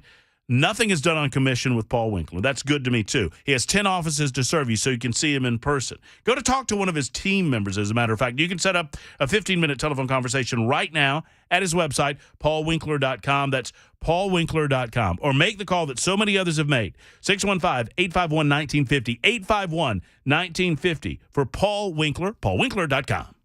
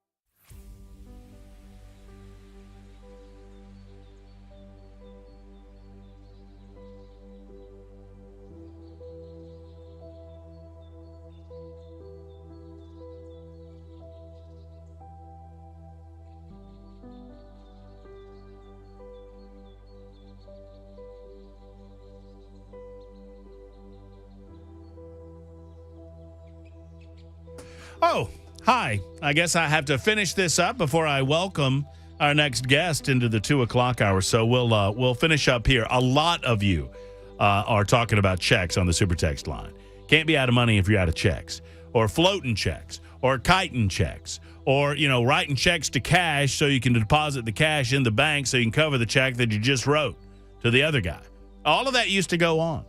No more. I mean, it used to pay to be a criminal back in the day. Not anymore. They'll catch you for that sort of thing. Okay, so we got one more hour to go. Norm Parton will be with us to talk Nashville Fairgrounds Speedway. Let's find out what he has to say next on Super Talk 99.7 WTN. Mac Murray next with the news.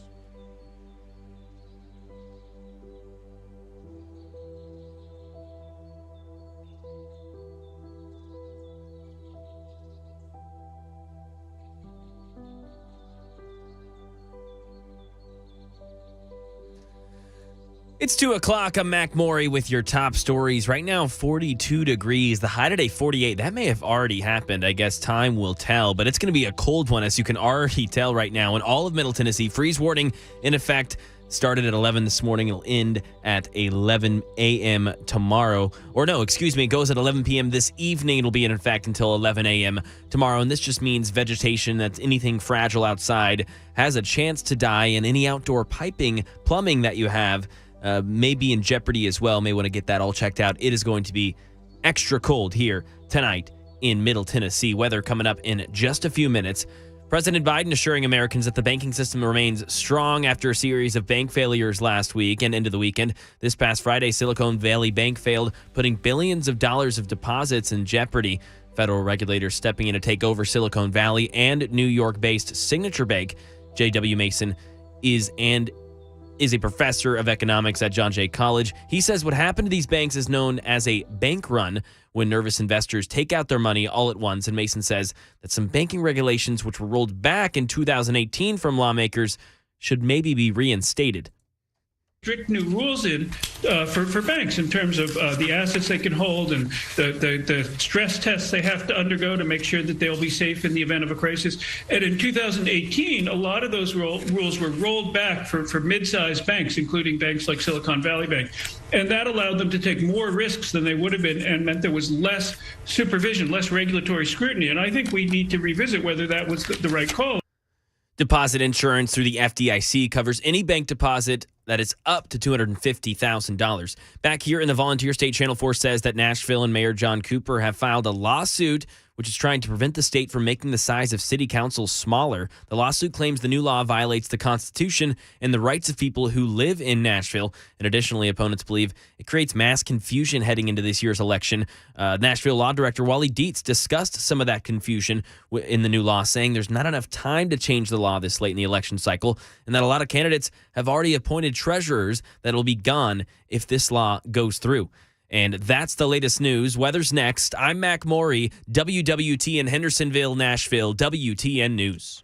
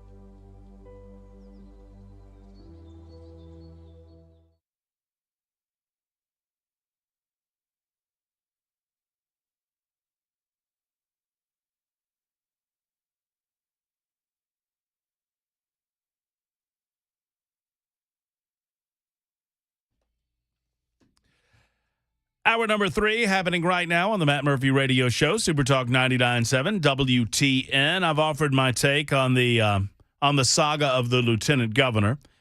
We need not revisit that. I do believe that at some point this week, the Senate or the lieutenant governor himself needs to put this to bed with some sort of finality moving forward. Either the lieutenant governor makes an announcement and says, hey, I did what I did. There was nothing wrong with it. I'm moving forward. Or I did what I did. There's nothing wrong with it. I'm going to step down and let someone else be lieutenant governor next session or whatever it might be.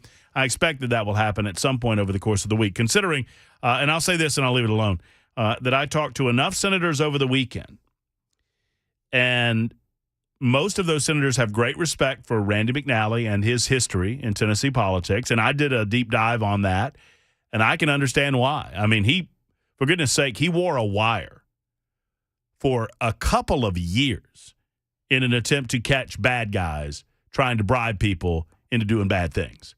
So that's to be applauded. That's kind of where he made his bones in the Tennessee legislature, to use the common parlance. So that gives it in and of itself a little bit of a leeway. But the senators are, to me at least, saying we want to hold off and see what the lieutenant governor's expected plan of action will be, and then we can decide whether or not it's something that we feel good about moving forward. We also brought up the supposed leftist boycott on Walgreens and CVS, because Walgreens and CVS, they aren't selling products that the left wants them to sell, to which I said, well, I'm going to boycott Walgreens because they don't sell AR-15s.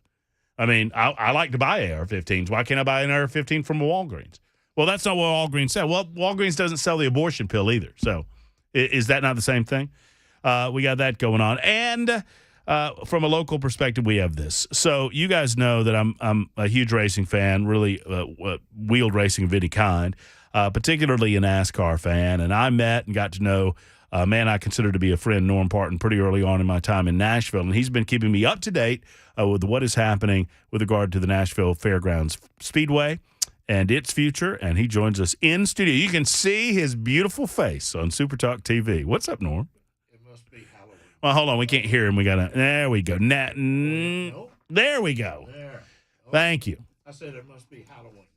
Well, you look great. I promised you that we'd put a little black dot over your head in post-production, okay? That would help. How's life for you? Busy? A couple hours in the dentist chair this morning. Oh, that was no fun. It's like listening to this radio show. And, well, had I not been, I don't know if I'd be here now. So, been out of town for almost 9 days, and got back. And, dang, it's cold outside. So, I know it got cold. All right, so we're getting into kind of silly season on the NASCAR circuit. I mean, I've enjoyed the first few races of the season. I hope you have as well. Do you think that let me ask you the question this way. Before we get into the specifics of the Speedway, I got to ask you a NASCAR question. So pardon me for you non-NASCAR dorks out there. Should a driver of a major team not be required, but at least mentally take into consideration the amount of dollars and people that are dependent on his health and safety during the NASCAR season? The answer is unqualified yes, because there's a lot of people depending on that one person. Mm-hmm. And it's a trickle-down thing. I mean, the people on the team, they're counting on that. You lose your quarterback for doing something you shouldn't be doing. Mm-hmm. You're upset. There are many clauses in contracts, and one of them is no motorcycles. And one of them is... Hold on a second. So is that's a reality for most of the NASCAR drivers? Yeah, no motorcycles, and when you get into the typical life insurance deal. Right. Do you skydive? Right, sure. Do you do all this? Zip lining and that sort of thing. And I know that as an owner of a business, when it became reality that many people depended on me, I have to stop and think about what I'm doing as far as breaking my leg or neck or whatever. And it's a maturity adult situation that you make, weighing the pros and the cons. Well, I mean, and for those who don't know what we're talking about, a couple of weeks ago, it was announced that Chase Elliott had a snowboarding accident, and he broke his leg and would be out for at least 6 weeks and maybe a little bit longer. And that is a major impact. He's the most popular driver in the sport. Major impact on viewership, but obviously more direct impact on the team and on the sponsors of the team. And it was announced that there was nothing in his contract that prevents him from doing quote unquote risky activity. I was just a little surprised, not that these guys go off and do that in the off season. I was a little bit surprised that it was going on in the on season. I will say that you have to, as an adult, weigh your decisions on what you wish to do. Has nothing to do with automobile racing. It has to do with your personal life. Hey, getting out of bed's a risk. I mean, getting out of bed's a risk, but I'm a firm believer in when you have people that depend on you. Your family's starting one, but in business, you need to take care of those people, and my personal enjoyment is not necessarily as important as the obligation I have to other people. I bet nobody agrees with us more right now than Chase Elliott. Correct. And when this happened, I go back in time and I think about how this has happened before when there's been an outside activity. But I know there was an NFL player, and I don't know who it was, that dumped a motorcycle. Mm-hmm. And it broke his leg. Mm-hmm. And it cost him because it was in his contract that you cannot do that. Mm-hmm. And I cannot remember, it's been years ago. One of our super texters will figure it out. But I know that, you have to weigh risk in what you do for pleasure in any form of business whatsoever. So let's talk more specifics about Nashville Fairgrounds Speedway. Where are we? Catch people up before you tell us anything that's been updated as to what is the game plan for Nashville Fairgrounds Speedway. Tomorrow, 6 p.m., Fair Board meeting will vote on yes or no on the Bristol deal, which brings NASCAR racing back to Nashville, which brings sound mitigation to the racetrack that is not there now. Turns it into a modern facility by restoring what's there that's been ignored for years. And it brings a very, very positive financial situation to the city in that the taxpayers are going to gain money instead of spend money. In past sports deals, which, the types are being discussed and all that, there's always been a taxpayer participation on an annual basis to keep things maintained, modernized, and that sort of thing. This deal takes that all off the table. This deal is paid for by revenue bonds, by the leaseholder, by ticket tax, by sales tax being targeted in from this facility. It's all built to where the taxpayer is gaining money instead of spending money. So that vote is tomorrow night, and then it will go to Metro Council, and pretty much we start the process all over again with the 39 members of Metro Council. Well, all right, so hold on. Sorry about that. So there is obviously, based on something that you've brought in, an organization that doesn't care for this concept very much. There's a flyer that's going around. I assume that this is landing in mailboxes around the track. No. Everywhere? Around all over the city, yeah. Okay, so you guys might have gotten one of these in your mailbox. It is from an organization that calls itself the Citizens Against Racetrack Expansion for Nashville. Now, they have shortened that to CARE. I would suggest that we shorten it to Karen. Yes. Citizens Against Racetrack Expansion for Nashville would be. So we got a bunch of Karens. That are against racetrack expansion. This wouldn't expand the racetrack, would it? It would just modernize it. It would expand the seating. Okay. We would go from roughly 15 to 30,000 seats. but the footprint does not change as far as expansion of geography. So to speak. All right, so let's go over some of what they say are their concerns. Please. And I'm going to read from this flyer, which says, take action now. Scan this code to get started. Ask the mayor and Metro Council to preside over a fair, transparent, and balanced process to allow residents the chance to express their concerns over the expensive expansion. Absent the last two words, they're expensive. I mean, I think you would agree with that. You want the mayor and the Metro Council to preside over a fair, transparent, and balanced process. So the process started in 2016. So count on your fingers and toes. It's been a while. A lot of time, yeah. There has been, they talk about transparency. The deal just got put together in the last few months. So there hasn't been anything to show other than we're going to have a curfew for everything but the NASCAR race. Mm-hmm. We're going to have 10 race weekends. We're going to limit the number of... How many are there now? 10. All right, so it'll be the same. Expansion of race weekends. Dates. They're going to add the sound mitigation. They are doing everything that has been asked of them to do.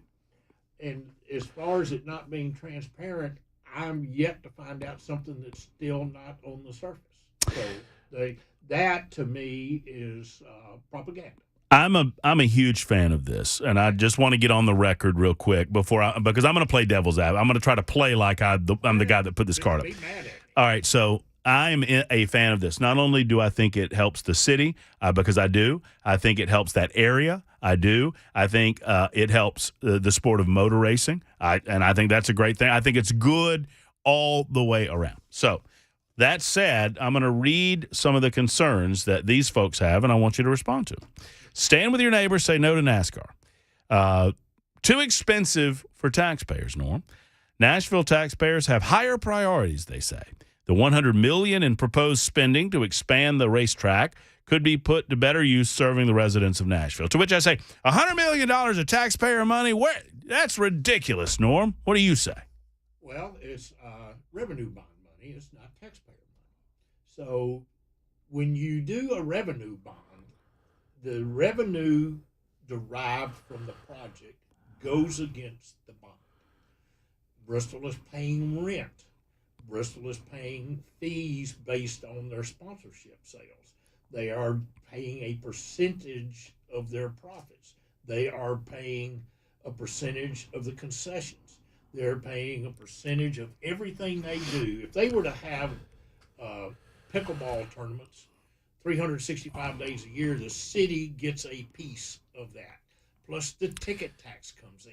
But it's a revenue bond being done through the city. Bond pays for the whole thing plus money. So it's not like we're just paying for this and keeping the rest. They continually feed money to the city. The upfront money that's the money that's going to be used to build. Okay. Yes. All right. Number 2, spend money on what matters. This flyer, the Karens, write, for years now, city leaders have turned downtown Nashville into a Las Vegas-style play palace for tourist dollars. We need to stop catering to the tourists and do more for those who live year-round in Nashville. What do you say to that? BS. I mean, it has nothing to do with that. Well, it's a non sequitur. What goes on? Let's get rid of soccer. Let's get rid of football. Let's just board up Lower Broadway. Lower Broadway closed down.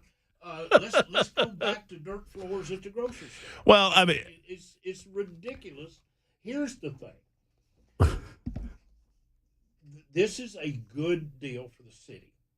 It is financially. It's been people with brains and not necessarily in Nashville have come in and said this is a financially good deal for the city. People say it's not a good deal. Well, where's your background to tell you that when you have an expert over here telling you different? So people nitpick every little thing that they can to go against this, even if it makes no sense. And there's ringleaders doing this, spreading malicious falsehoods and misinterpreting data and the revenue stuff just Well, to make their point. I would argue that they say we need to stop catering to the tourists and do more for those who live year-round in Nashville. I would argue that's not those two concepts are not mutually exclusive. You can cater to the tourist for the benefit that tourism money brings you and also benefit the people that live in around Nashville. And I would suggest that doing this expansion to planner, that speedway is a part of Geodis Park. It's a part of the revitalization of that region that's going to benefit every resident in that region. And I would argue that this is it is a no-brainer of a plan because I don't have to spend the money on the revitalization of that portion of the project because NASCAR and other interests are going to pay me back through the revenue bonds. Plus money. I keep wanting to add that plus in there because I would want the citizens of Nashville to look at every deal, had nothing to do with sports, any deal that's done, where do the taxpayers benefit cash-wise? Find one. I challenge you, find one. Well, I know that now we have one. Many people that live in Tennessee a long time, I think I'm not coming down on you guys. Don't get me wrong, but move to another state and begin paying income tax in another state, and you start learning the benefit of living in Tennessee. And I think maybe those of us who have been here a little bit longer have become immune to the fact that Tennessee taxpayers do not pay a state income tax. And part of the reason, I would argue the majority of the reason, is because of the incredible places that people from out of state come to enjoy in Tennessee, to include Nashville, to include the Speedway. To include Dollywood. To include Beale Street, to include all of it. And I will tell you right now, if it wasn't for tourists in this city, you could turn out the lights.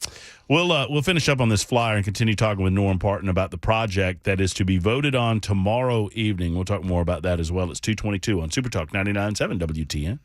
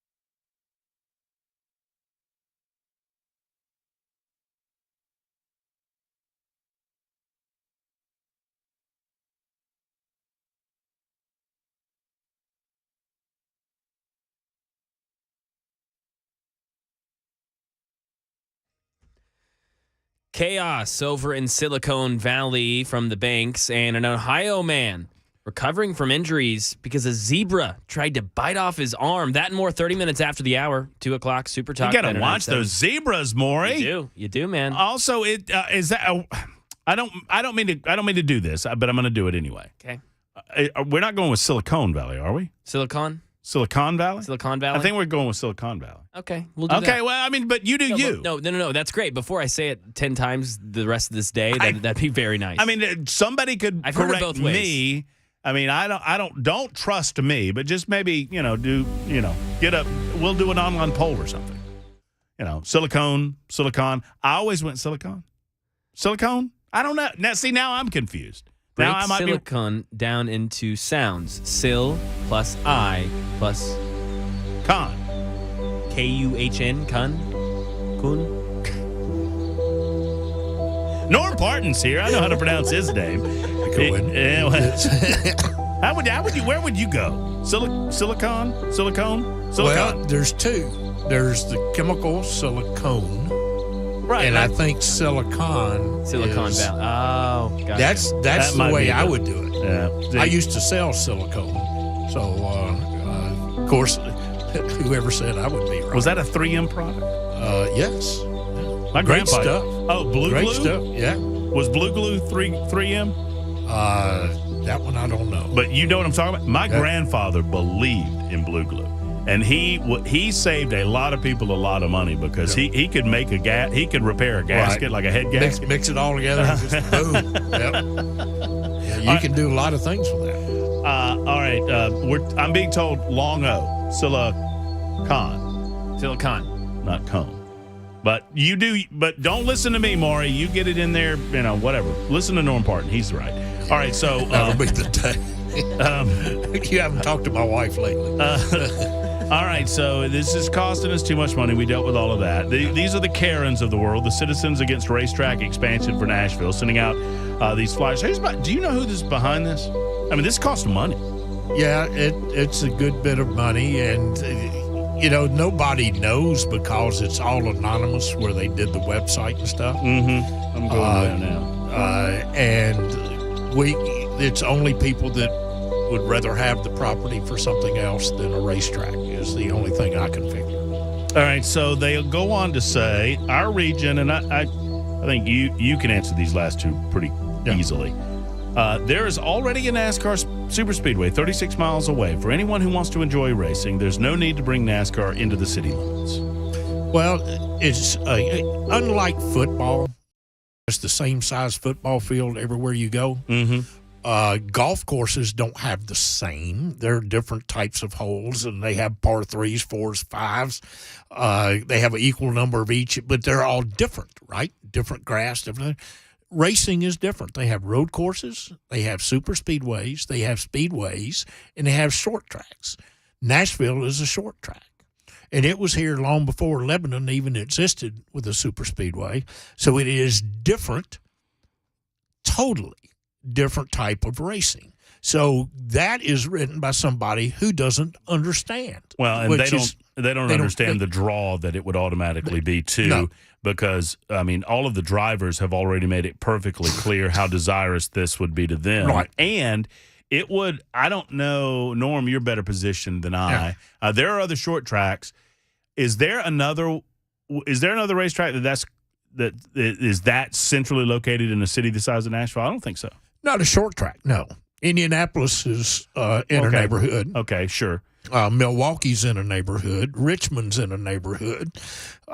Their argument that tracks are built way out, you're familiar with Atlanta. Mm-hmm. It was built in the middle of nowhere in the 60s. Charlotte was built in the middle of nowhere in the 60s. Guess what? They're surrounded by development, residential, retail, everything. So to say that is because they don't understand. Now, I can show you a racetrack that's in the middle of nowhere, Sonoma, California.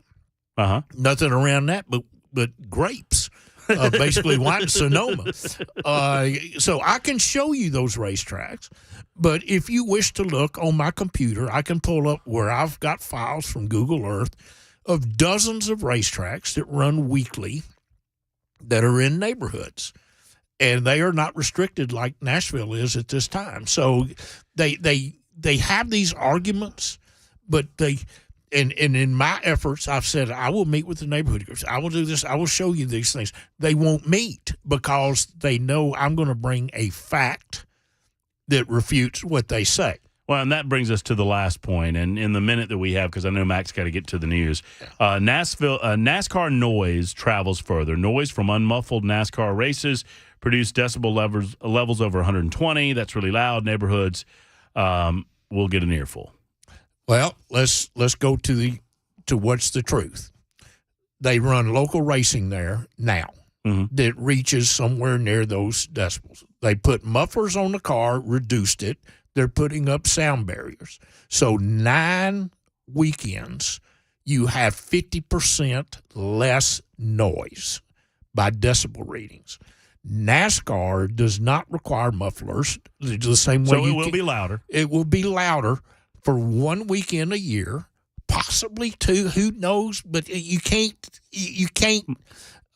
go and predict what's happening. But what's happened since then? How soon before there'll be electric cars? And NASCAR is now testing mufflers. So we can't tell NASCAR you have to run mufflers to come here, but they're testing them. Now, the test has to go through safety, heat, all of these things that you have to figure out. But they're at least making that effort to come. When they come here, it might be, but we can't dictate that. And well, hold your thought. I'm going to get to Mac Maury over in the newsroom. I'm a couple of minutes late right now, and we'll continue with Norm Parton in a moment, discussing this possible economic boon to that area of town in and around the Nashville Fairgrounds Speedway. It's 2:32 on Super Talk 99.7 WTN. This is good. 2:33. I'm Mac Maury with your top stories. Right now, 45 degrees and a little cloudy. Another chilly day here in Middle Tennessee. Starting at 11 p.m. tonight, a freeze warning going into effect until 11 a.m. tomorrow morning. That just means chance of vegetation dying outside, and as well as your plumbing and piping being in peril because of the cold temperatures. We'll keep your eye on that for you right here on Super Talk. Weather coming up in just a few minutes. The administration is preparing to brief members of Congress on the fallout of the bank failures of Silicon Valley and Signature Bank. This as President Biden assures customers their money is safe. Im Nguyen has more from Washington. A congressional aide tells ABC News that Biden administration officials from the Treasury and FDIC will brief lawmakers tonight following the 2 bank failures of Silicon Valley Bank and Signature Bank. It'll be a bipartisan, bicameral, members-only briefing. There was one Sunday, but it was put together rather hastily. At the White House, President Biden sought to assure customers of the 2 banks that their money is safe, making it clear that the investors in the banks will not be protected. That's how capitalism works. And over to a story about an Ohio man. He's recovering with severe injuries after reported that a zebra nearly bit off his arm. Alex Stone brings us the story. 911, where's your emergency? It wasn't your normal 911 call. I got attacked by a zebra. You got attacked by a what? A zebra. The call went out as an animal attacked Pickaway County Sheriff's deputies south of Columbus. Send a squad quick. Deputies found Ronald Clifton on the ground with severe injuries. A zebra even came back for more. Approaching the ambulance, deputies decided it had to be shot and killed. Did he bite your arm? Did he? Oh, hell yeah. Medics rushed Clifton to a hospital. We're told he will not lose his arm. And that is the latest news. Weather's next. I'm Mac Maury, WTN News.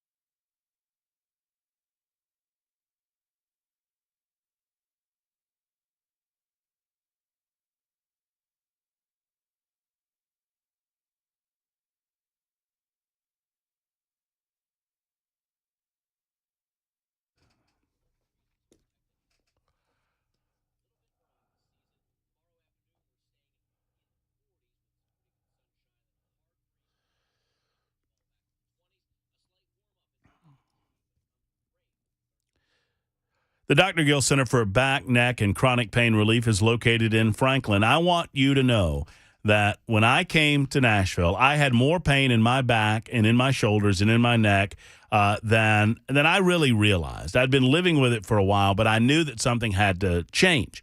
And when I found out about the Dr. Gill Center and I had an opportunity to meet Dr. Gill himself, I said I have to go, and I did. And Dr. Wendy gave me my initial treatment, which I'm going to tell you about, and it's only going to cost you $23. But that examination with complete x-rays also comes with diagnosis. And when Dr. Wendy looked at my x-rays, she realized that I had a compression I was unaware of. I thought I had stress pain in my shoulders, but it was really a compression that was happening in my upper neck that caused radiating pain out to my shoulders. And that is over for me now. I have no pain like that anymore. Now, I still have the lower back pain, and I'll probably always have that because I abused my lower back when I was in my 20s. But it is pain that is relieved, thank you to the decompression technology at the Dr. Gill Center. And I tell you this, you can live without pills, and you can live without considering surgery. So make the call, and it's a new number to the Dr. Gill Center for Back, Neck, and Chronic Pain Relief in Franklin, and let them assist you. That number is 615-882-4838. $23. That's the New Year's special. 615-882-4838 for the Dr. Gill Center.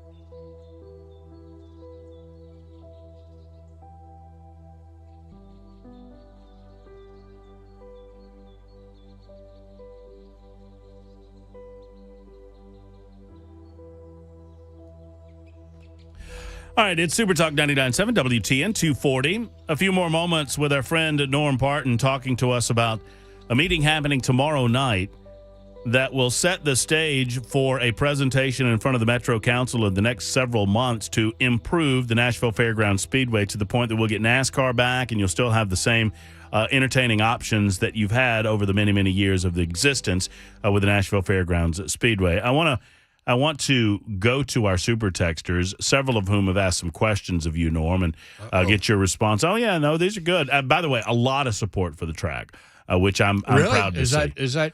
Yeah. No, I'm not. I backed the track. The racetrack was there when they bought the houses, said Nick.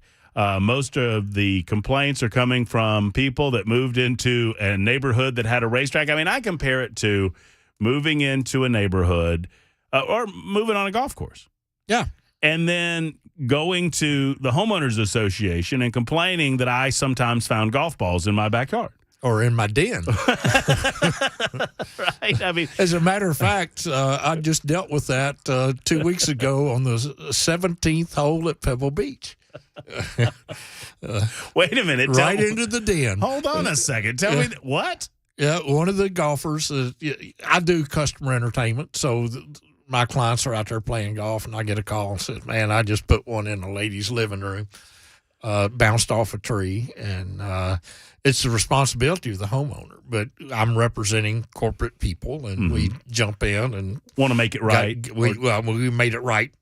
24 hours we had it fixed, but you learn lessons on.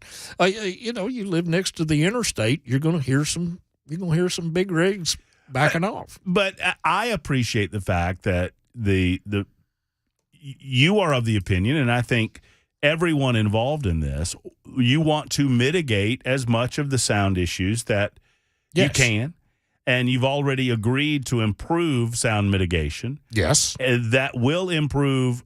And you were completely fair about it. That 9 out of the 10 races that happen in a year, if this project were to happen, you would have improved sound mitigation. Correct.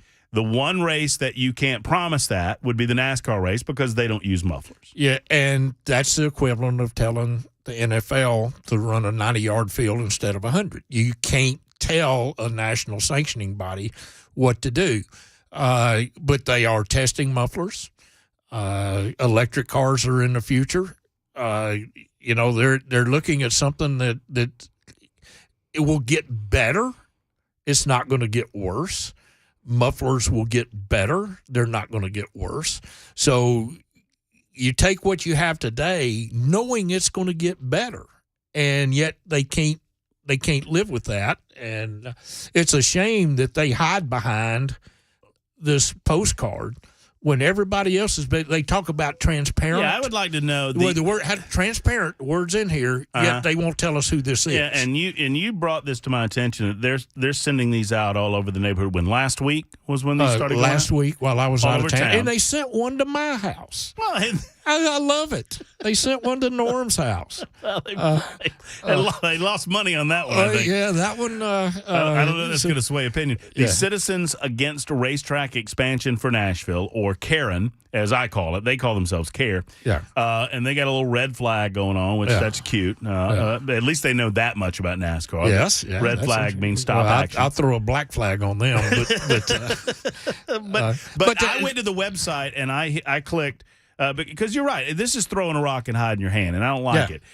Because you go down to the bottom where it says contact us. Yeah. And you can't find out anything. You can find a physical address, and I'm going to look up where this physical address is to see if I can create some connective tissue. But I would be curious to who's behind this order. I think the address is a UPS store.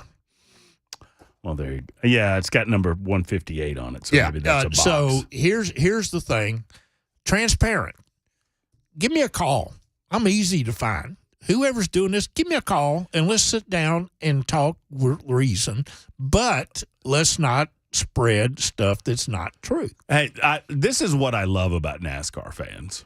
And we have a bunch of them in this town, and we have a bunch of them that listen to this show, and most of them know exactly who you are. Mm-hmm. And now they're coming after you for suggesting that they put mufflers on the cars. Some of my super don't you put mufflers on those cars? You'll lose a whole fan base if you do that. And I'm not even going to tell you what this guy 7422 says about electric race. I don't think I can repeat that on the radio. The point is that things are moving in a direction. Look at where we are today. And I tell you what, I rented a vehicle in California that brightened and dimmed the lights for me. And I was thinking, holy cow, I remember having to push the button on the dimmer? The dimmer on the floorboard. And this is doing it for me. Technology is beyond my belief. Being an old guy, almost said something else. But you can say old fart. It's okay. I'm officially one.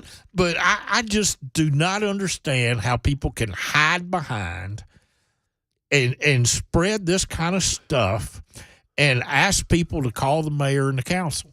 Now, so transparency, everybody out there listening, I don't care if you give one rat's patoot about racing. They took away Rotiers. They take away all of the Arnold's is gone. All of these things that are Nashville that I grew up as a kid with. Now, I've been in this city 70 years now, and you're not going to take this away. This has been here since 1904. It has been in its current state since 1958. The house that I grew up in was built in 1948.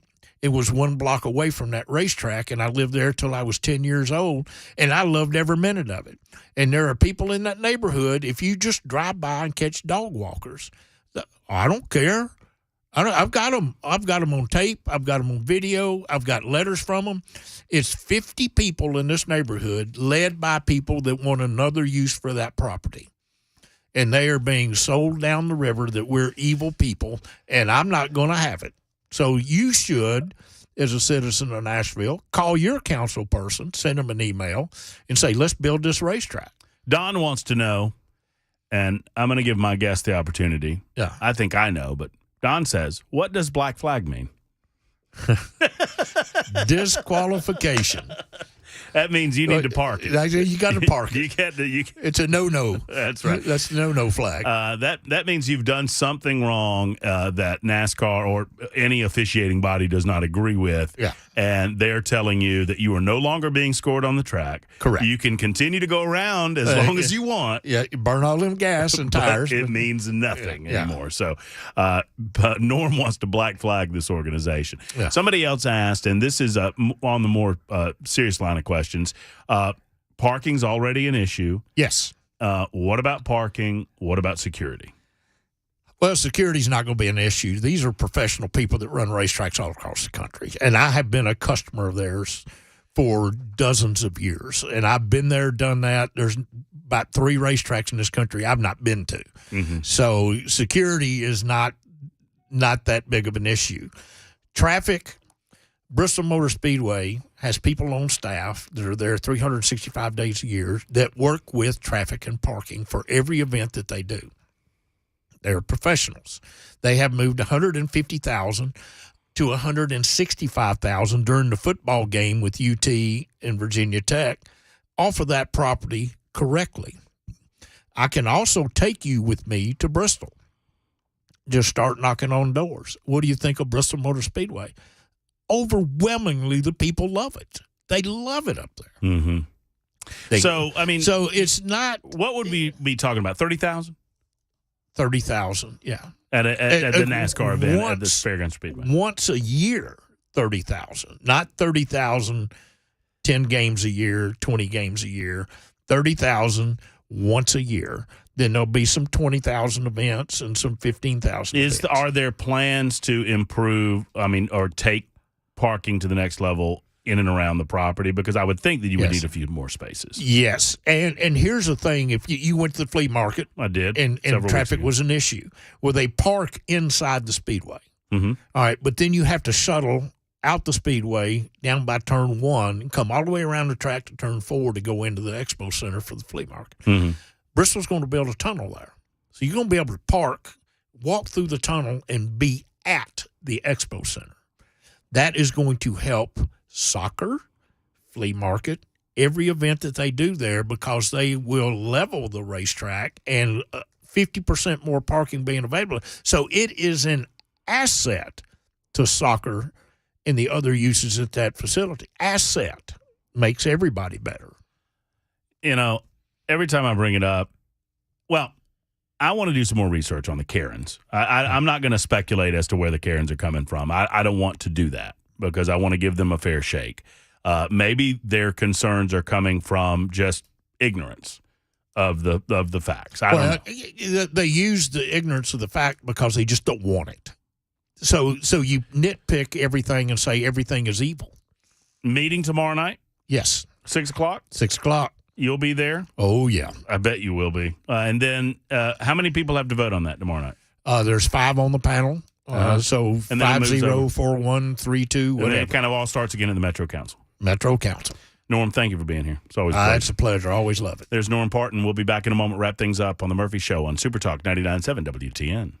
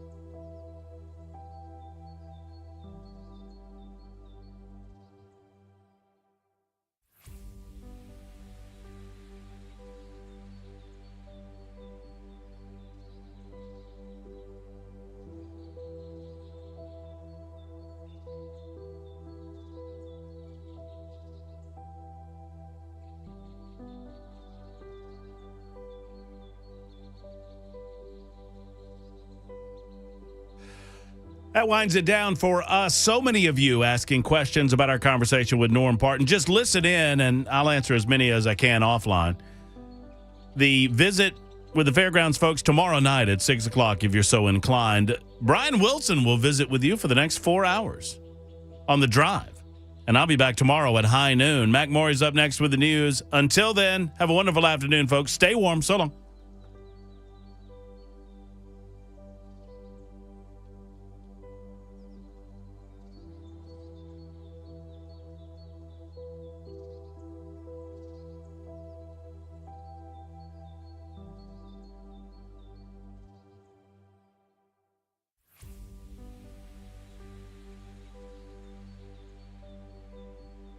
It's 3 o'clock. I'm Mac Morey with your top stories. Right now, 45 degrees and a little cloudy in Nashville currently. Going to be cold the rest of today into tomorrow. Freeze warning actually going into effect tonight at 11 p.m. That'll go on until 11 a.m.